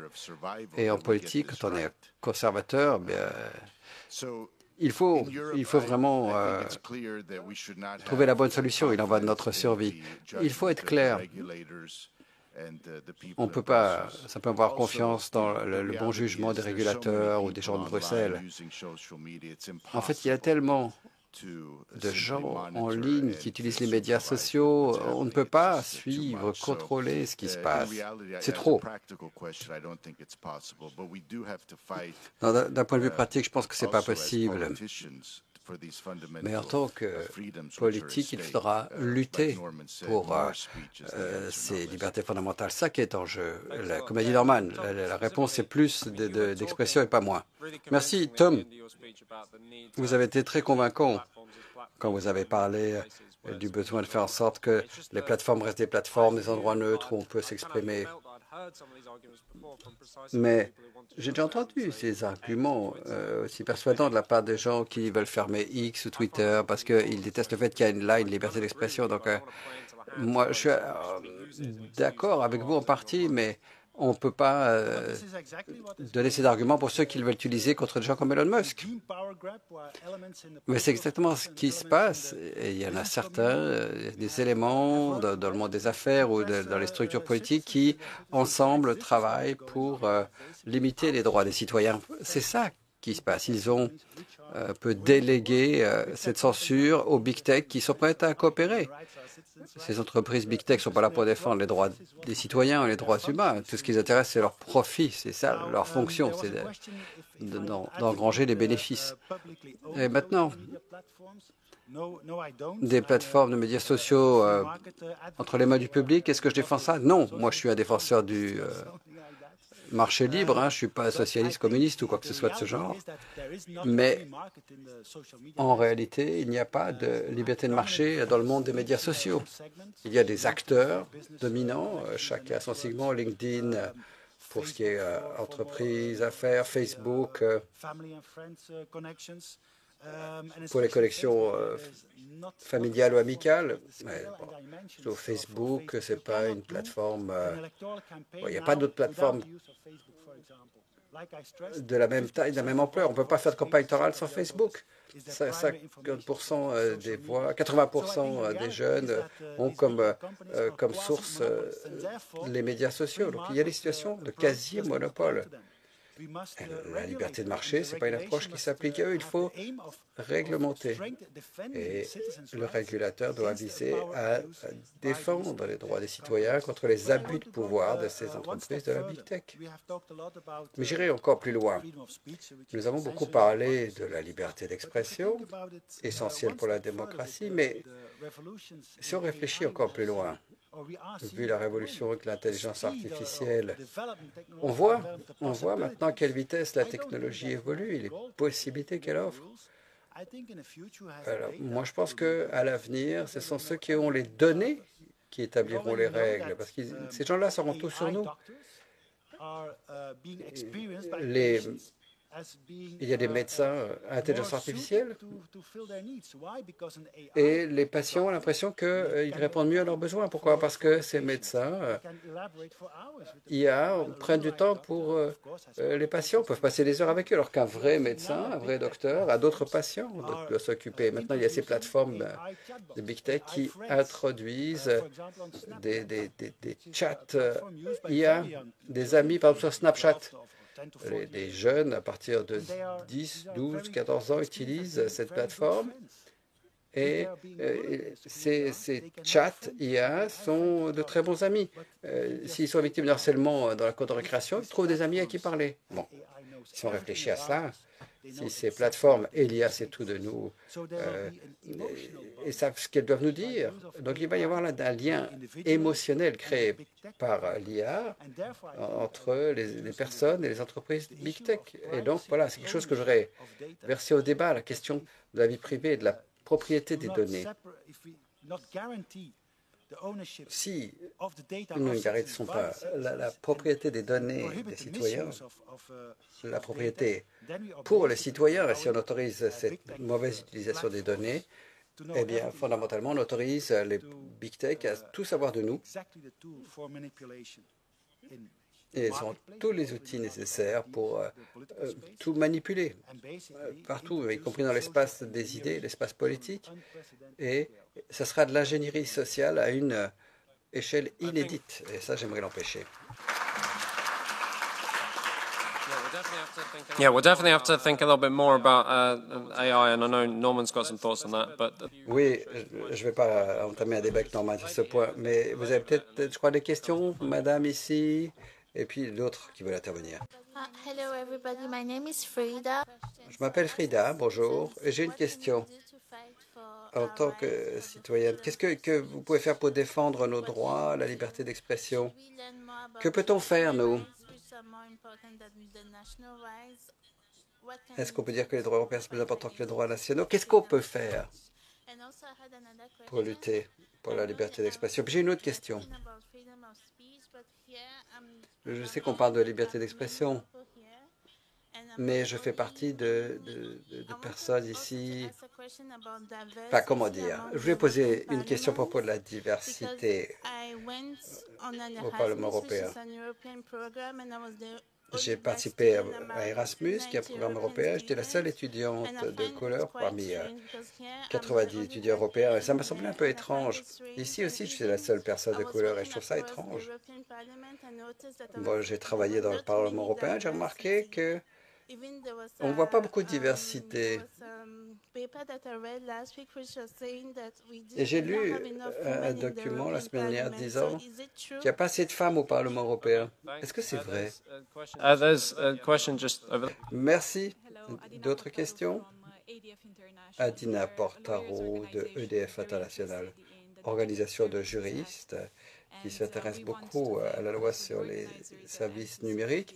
Je voudrais remercier les organisateurs et les MCC de cet événement qui arrive à point nommé. Moi, je voudrais poser une question sur la révision du DSA. Vous le savez, dans ce texte, il y a l'article 91 qui prévoit une obligation pour la Commission européenne de procéder à une révision d'ici au 17 novembre. Au vu des engagements de l'Union européenne. Et nous demandons que cette révision inclue des engagements en matière de liberté d'expression. Dans l'article 11 de la Charte des droits fondamentaux, au niveau international, il y a la Convention des droits de l'homme et d'autres textes sur les droits civils. Et j'ai donc une question aux orateurs. Qu'attendez-vous de cette révision et que pouvons-nous faire dans ce contexte? Oui, question très importante. Oui.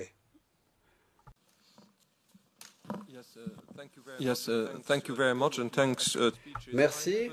Merci à tous pour ces excellentes interventions. J'ai un commentaire et une question, en fait, question que je me pose assez souvent, et vous peut-être aussi.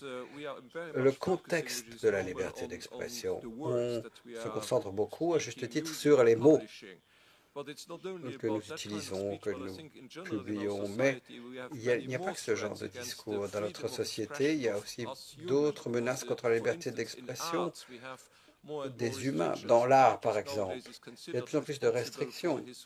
L'art, si l'artiste n'utilise pas l'attitude politique correcte, eh bien, peut-être que son œuvre d'art est aussi critiquable. Il y a le délit d'entrave, par exemple. Ça devient un crime que d'aider une personne qui aurait besoin d'aide. Par exemple, une personne qui voudrait commettre un suicide assisté. Et si on veut dire quelque chose d'utile, c'est la dimension morale aussi qui est menacée, parce que ça peut être un crime que d'empêcher cette personne de commettre un suicide. Il y a aussi les entreprises qui sont soumises sous pression pour avoir des logos arc-en-ciel pendant le mois des fiertés, où il y a le droit international, par exemple. Ce que fait les Nations Unies sur l'immigration. Il y a une déclaration des Nations Unies disant que les médias doivent présenter la migration d'un point de vue positif et qu'il faut éduquer les journalistes pour aller vers cet objectif. Donc c'est un phénomène plus général dans notre société. Dans toutes nos activités en tant qu'être humain, les arts, la dimension morale, la dimension commerciale, la dimension juridique, c'est partout. Et donc je crois que dans l'Union européenne, il faudrait se concentrer bien sûr sur le DSA, sur la liberté d'expression, mais sans perdre de vue le contexte plus général de la restriction de nos libertés et de l'harmonisation des activités humaines qui est en cours. Oui, tout à fait. C'est vrai. C'est pas juste en ligne. Oui. Merci beaucoup. Je vais m'exprimer en français. Mon nom est Fabrice Leggeri. Je suis député européen du groupe des Patriotes, Rassemblement national en France. Je voudrais remercier tous les intervenants pour la grande qualité de ce qu'ils ont dit et je souhaitais apporter un témoignage personnel qui a été vécu à propos du rôle nocif des ONG financées par la Commission européenne, mais aussi à propos de cette entreprise de rééducation culturelle de l'Europe telle qu'elle est menée par la Commission. Alors que j'étais directeur de l'agence Frontex, agence européenne de garde-frontières et de garde-côtes, et que je voulais appliquer le mandat qui était de protéger les frontières de l'Europe contre l'immigration clandestine, je me suis rendu compte très vite qu'il y avait des lobbies puissants d'ONG, et je croyais à l'époque que c'était limité à la problématique de l'immigration. Dès 2017, il m'est arrivé de voir que des ONG payées par la Commission européenne, 2017 c'est pendant la grande crise migratoire en Grèce, des ONG payées par la Commission européenne empêchaient la police grecque de faire son travail, c'est-à-dire de faire des contrôles de sécurité sur les migrants qui arrivaient. Et j'ai écrit une lettre à la Commission européenne que j'ai signée en disant que je demandais à la Commission européenne d'arrêter de financer des ONG qui empêchaient la police grecque de faire son travail et qui, indirectement, empêchaient mon agence de faire son travail, puisque le travail de Frontex était d'aider la police grecque. Et on m'a répondu, on m'a téléphoné, quelqu'un qui ne me voulait pas de mal m'a dit « Attention, tu as beaucoup énervé en très haut lieu des personnes très puissantes à la Commission. Fais attention parce que ça va déclencher des choses très graves contre toi. » Bon, la suite a montré qu'effectivement, il y avait des lobbies extrêmement puissants. Mais je voudrais aussi, sur l'aspect rééducation du langage, vous porter à votre connaissance une anecdote. Le bureau de représentation de Frontex a été attaqué à Bruxelles en 2021 et par des ONG, par des ONG financées aussi par la Commission. Et j'avais écrit immédiatement un email au cabinet de Mme von der Leyen et de Mme Johansson, qui étaient les commissaires à l'époque compétents, en disant que tout ça était le résultat de mois et de semaines et de mois de discours de haine, hate speech, qui avaient été diffusés avec la complaisance de la Commission contre Frontex. Et la seule réaction, et je disais que la solidarité avec mon personnel serait bienvenue, et la seule réaction qui a été celle de la Commission a été de dire, il y a eu un appel téléphonique à mon chef de cabinet pour lui dire « Votre directeur n'a pas le droit d'utiliser le mot hate speech. C'est pas pour lui. Il n'a pas le droit de parler de hate speech. » Voilà, c'est juste un témoignage pour dire que tout ce que vous avez dit, c'est vrai, je l'ai vu dans la vraie vie.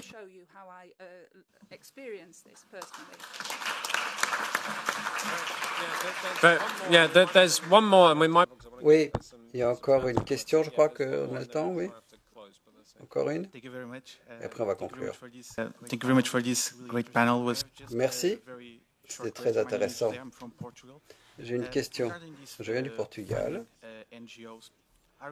Pour ce qui est de ce financement des ONG, est-ce qu'on ne crée pas un cercle vicieux où on finance des ONG qui produisent des rapports qui nécessitent plus de financement? Donc, est-ce qu'on peut s'attendre à ce que la Commission européenne investisse plus encore à l'avenir? Et que peut-on faire pour briser ce cercle vicieux de financement? Encore des questions? Sinon, je vais demander aux membres du panel de conclure. Oui, encore une. Puis chacun aura 2 à 3 minutes. Intervention au micro, hélas. Je voudrais féliciter les 3 intervenants. J'ai été au ministre des Affaires européennes en Irlande. Il y a eu 3 campagnes de référendum sur les traités. Et, entre autres, le gouvernement a promis aux Irlandais qu'on allait avoir une union plus ouverte, plus transparente, plus démocratique. Et c'est tragique d'entendre cette histoire que l'on entend ici. C'est tragique, mais j'ai une question. Et c'est une question à l'adresse du Parlement européen. Pourquoi est-ce que le Parlement européen lui-même s'autorise à se voir confier un rôle secondaire? Je vais vous donner un exemple.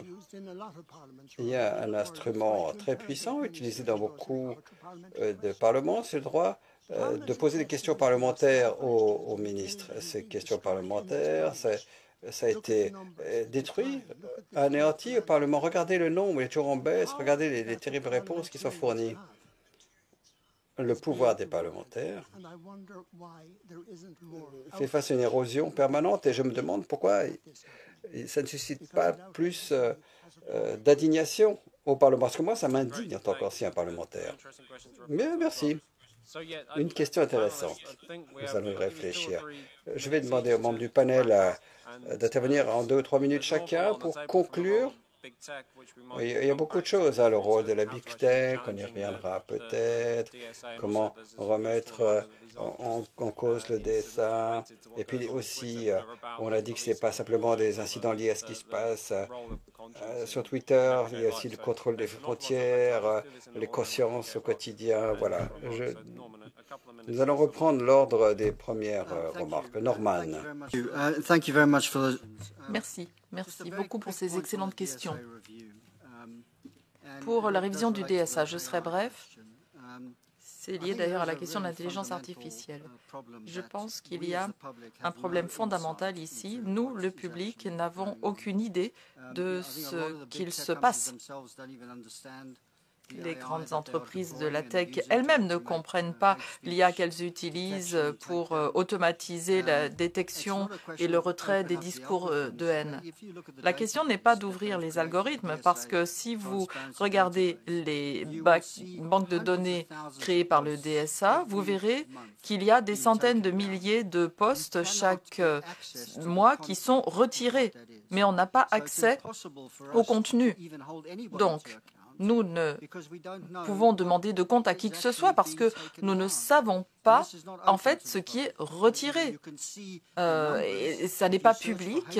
On voit les chiffres. Si vous faites une recherche à partir de discours de haine, vous verrez que des centaines de milliers de posts sont retirés, mais vous ne savez pas ce dont il s'agit. Il pourrait très bien s'agir de discours de haine, mais aussi de points de vue politiques légitimes. Il faudrait donc mener une campagne pour faire en sorte qu'il y ait plus de transparence, mais de vraie transparence. Ça doit faire partie de notre mode opératoire. Et ma révision du DSA, ça serait de s'en débarrasser, mais ce n'est pas ce qui va se passer. Une dernière remarque qui est tout à fait liée à la question que l'on m'a posée tout à l'heure concernant l'impact de ces projets. Pourquoi est-ce qu'on ne devrait pas se concentrer uniquement sur l'IA et la Big Tech? Le problème de tous ces projets, ce qui pose vraiment problème, c'est qu'il ne s'agit pas de simples textes, de simples mots couchés sur le papier. Il s'agit d'organisations qui sont financées pour créer des choses concrètes dans nos sociétés, des réseaux de jeunes, des réseaux très larges que l'on rééduque, que l'on indoctrine pour que ces personnes deviennent la police de la pensée pour la Commission. On délègue en fait la censure. Mais c'est encore plus insidieux en fait. Avec le DSA et avec ce contrôle, on part du principe que la Commission a le droit de déterminer ce qui peut être dit et ce qui ne peut pas l'être. Et en fait, aujourd'hui, de la Big Tech à l'utilisateur, on a de l'autocensure qui apparaît parce qu'on a des systèmes d'IA qui détecteront en quelque sorte ce que vous allez écrire avant même de le faire. Alors vous aurez un assistant numérique qui vous tapera sur l'épaule en disant « T'es sûr que tu veux écrire ça? Attention à ce que tu vas dire. Hein » ou quelque chose de ce genre. Nous l'avons internalisé et c'est vrai notamment pour les jeunes dans le cadre de ces projets de rééducation. En fait, on a déjà incorporé ce type de pensée, c'est la nouvelle pensée. C'est-à-dire que, quoi qu'on fera avec les algorithmes, si nous-mêmes nous censurons, nous n'aurons aucune chance de nous en sortir parce que nous limiterons ce à quoi nous pouvons penser, ce à quoi nous pouvons nous opposer dans le monde réel. Et ça, mesdames et messieurs, ça aura des impacts bien plus importants que n'importe quel algorithme. Merci.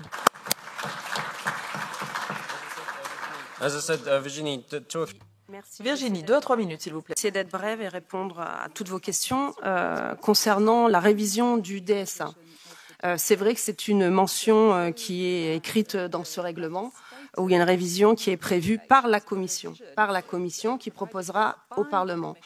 Effectivement, on voit que depuis 1 an, ce débat revient à chaque fois, notamment quand il y a des élections. Donc, effectivement, il y a une volonté de la part de certains députés pour réouvrir, réexaminer le DSA, parce qu'effectivement, ils voudraient aller plus loin. C'est ça la problématique. Plus loin dans le contrôle des GAFAM, plus loin dans le contrôle de la liberté d'expression. Donc, je dis prudence. On a la chance, je dis la chance aujourd'hui, on verra demain, d'avoir la commissaire du numérique, Madame Henna Virkkunen, qui, a priori, veut défendre ce principe de la liberté d'expression. Et au regard de toutes les auditions que nous avons eues jusqu'à présent, avec notamment la Commission qui, je le rappelle, a ouvert différentes enquêtes auprès de ces différentes plateformes, aujourd'hui sont à ce stade encore dans l'enquête. Il n'y a pas de révision, de demande en tout cas de révision qui nous est parvenue jusqu'à aujourd'hui. Il y a un groupe de travail sur le DSA. À chaque fois, il y a des réunions, mais il n'y a pas encore eu l'intervention de la commissaire. Donc je suppose que pour l'instant, elle va attendre nos résultats pour se prononcer. Donc on suit le dossier. Moi, je ne suis pas pour une révision du DSA. Pourquoi? Parce qu'il est quand même assez bien ficelé. Et surtout qu'il y a une tendance vraiment de la part des députés qui sont en perte de pouvoir, parce que c'est aussi cela qu'il faut relier à cette demande de révision du DSA, pour surtout il faut savoir que pour les élections en Roumanie, on a utilisé le DSA, on a donc convoqué TikTok au regard de 2 mots rattachés à un sous-article, l'article 34.c et le processus électoraux. On a utilisé ces 2 mots pour faire un guide de 20 pages et pour effectivement contrôler les élections. Donc oui, il y a ça aujourd'hui avec ce texte, il y a cette demande de réexamen. Il faut aussi être prudent, il faut rattacher cet examen. Aussi, attendons aussi ce que va pondre, je dis pondre, sans jeu de mots, Madame Loiseau, dans la commission du bouclier sur la démocratie, puisqu'il faut relier cette commission spéciale qui va donc faire naître un nouveau rapport, donc qui est toujours en étude, et c'est Monsieur Taubé qui est en charge de ce rapport, pour voir ce qu'ils vont nous pondre, parce qu'effectivement, ils veulent relier cette commission spéciale avec cette nouvelle structure dite indépendante, avec le DSA. Donc, je pense qu'il faut voir, et on aura les amendements en préparation cet été. Le dossier, on l'aura sans doute peut-être à la fin de l'année. Donc, ça sera mois de novembre, donc ça sera concomitant à cette demande de réexamen. Donc oui, on est en alerte sur cette demande de révision par rapport à ce dossier, puisqu'effectivement, vous avez bien vu que c'est le nerf de la guerre, puisque comme on l'a dit, c'est un des outils pour contrôler notre liberté d'expression. Et puis, concernant, Madame, votre demande sur la diversité, sur le Erasmus, le problème des femmes qui sont pas trop présentes, moi je trouve qu'aujourd'hui, on est assez bien représentés. Je pense qu'en politique, comme vous le savez, surtout quand on est dans cette frange, eh bien, on prend plus de coups que de caresses. Mais c'est pas grave. On est là, on a beaucoup de personnalités qui font très bien leur travail. Et moi, j'invite toutes les personnes qui ont envie de s'engager en politique de le faire. Et on nous a demandé aussi qu'est-ce qu'on peut faire en tant que citoyen. Je veux dire, déjà, la première chose, c'est d'aller voter, parce qu'il y a beaucoup d'abstention le jour J. Et on voit bien qu'aujourd'hui, le pouvoir a peur des élections. a peur du vote du peuple, en fait. Et donc, on voit bien que c'est cette résistance, c'est d'aller voter qui est une façon de montrer qu'on ne souhaite pas de cette politique, qu'on est contre aussi ce bilan de l'Union européenne.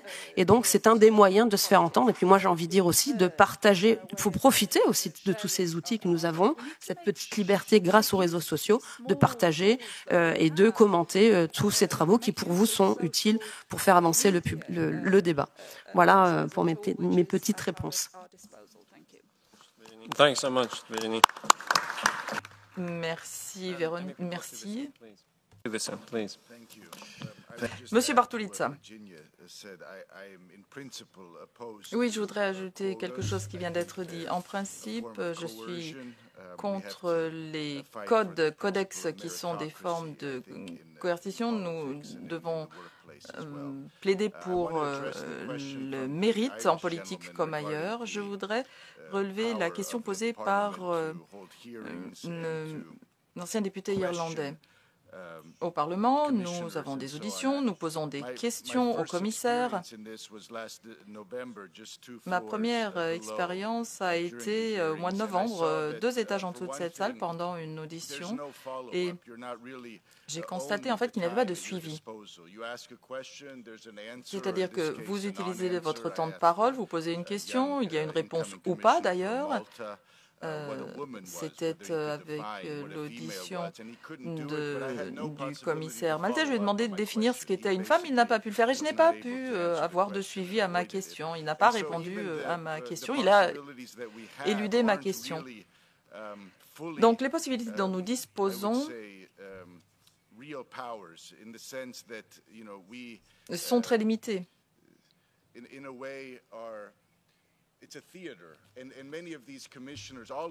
On est dans un théâtre, en fait. Les commissaires avaient fait l'objet d'un accord a priori, donc il n'y avait pas de suspense. Tout le monde a joué son rôle.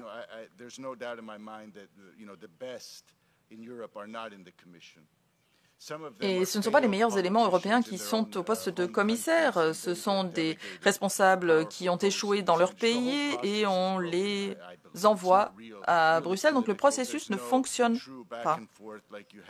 Il n'y a pas de jeu politique comme il y en a aux États-Unis. Parce que si quelqu'un est face au sénateur et qu'il a 10 minutes de parole, on peut l'interrompre, lui poser des questions. Ce n'est pas possible ici. Donc en tant que député, nous devons faire entendre notre voix. Nous devons insister pour que le Parlement joue son rôle à plein. À Bruxelles, il n'y a pas plus de contrôle. Les contrôles ne fonctionnent pas. Si la Commission décide d'ignorer une décision de justice, eh bien, elle s'en tire sans problème. Personne ne forcera qui que ce soit à faire respecter ses décisions. C'est vraiment un dysfonctionnement, c'est un abus de pouvoir. Et on ne peut pas s'y habituer, on ne peut pas accepter ce type d'abus de pouvoir au sein de l'Union européenne. And Tom, please, your concluding thoughts. Merci. Je vous passe maintenant la parole, Tom. Oui, je crois qu'on va poser 3 questions. Qu'est-ce que les citoyens peuvent-ils faire? Eh bien, je pense que les citoyens doivent faire entendre leur voix. On n'a jamais fait changer les choses en restant silencieux. Il y a des tactiques d'intimidation qui sont en cours et je ne pense pas que ce soit un symbole de force de la part de ceux qui sont au pouvoir. C'est un symbole de faiblesse, en fait. Le système ne fonctionne pas.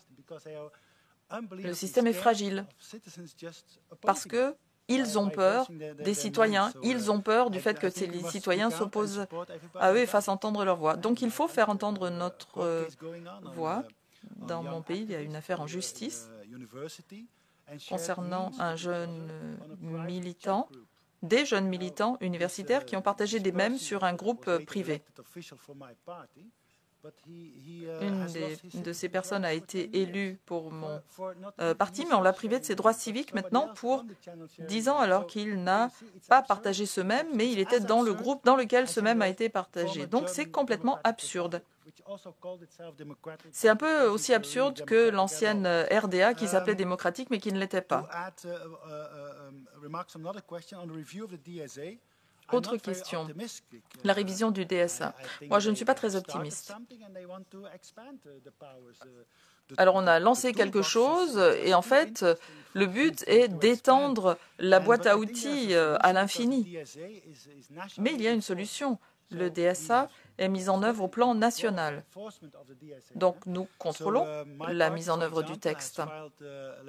Mon parti a présenté une proposition législative devant le Parlement flamand qui est compétent. Nous voulons des amendes de 1 million d'euros par jour pour chaque poste qui a été censuré de manière illégale. Parce que ce qui compte pour les grands de la tech, c'est l'argent. Il faut donc s'attacher à limiter leur volonté de censure en s'en prenant à leur portefeuille. Alors, nous sommes dans une hyper-réalité. Cela a été dit, je crois. M. Kartheiser en a parlé. On a le mois des fiertés, semble-t-il, ce mois-ci, avec une promotion de la dégénérescence. Alors on voit cela partout, à tous les coins de rue, de votre réveil à votre sommeil. Il faut même vous faire rêver des fiertés. Si on en avait le moyen, on vous ferait rêver des fiertés. C'est une réalité qui n'est pas réelle, sauf si on l'impose. Steven, votre question quant à savoir ce qu'est un homme et une femme, c'est clair. Il n'est pas nécessaire d'imposer la réponse parce qu'elle est claire. Il y a des hommes et il y a des femmes, point à la ligne. Il n'y a pas 118 genres. Donc tout ceci est absurde, c'est un mensonge et on n'y croira pas, sauf si on impose à tout le monde d'y croire. Très très peu de temps, s'il vous plaît. Oui, la question irlandaise concernant le Parlement européen. Alors il faut bien comprendre que ce Parlement européen fait partie de cette démocratie de façade en Europe. La démocratie, ça veut dire que les citoyens sont souverains pour se gouverner. Il n'y a pas de société civile européenne. Il y a 27 États-nations, 27 sociétés civiles, 27 démocraties. Il n'y a pas de démocratie européenne. Donc nous pouvons tout à fait défendre les intérêts de nos électeurs, défendre notre démocratie. On a beaucoup de points communs, bien sûr, mais la démocratie européenne, ça n'existe pas. On a ici quelque chose qui ressemble à la Corée du Nord, une machine à applaudissements. Plus vous applaudissez, plus vous avez de chances d'obtenir un job après avoir perdu les élections. On a ces portes tournantes avec des députés qui ne sont plus élus et qui deviennent chefs de cabinet de Manfred Weber ou au sein de la Commission européenne. Voilà. Je m'en tiendrai à ces commentaires. Merci.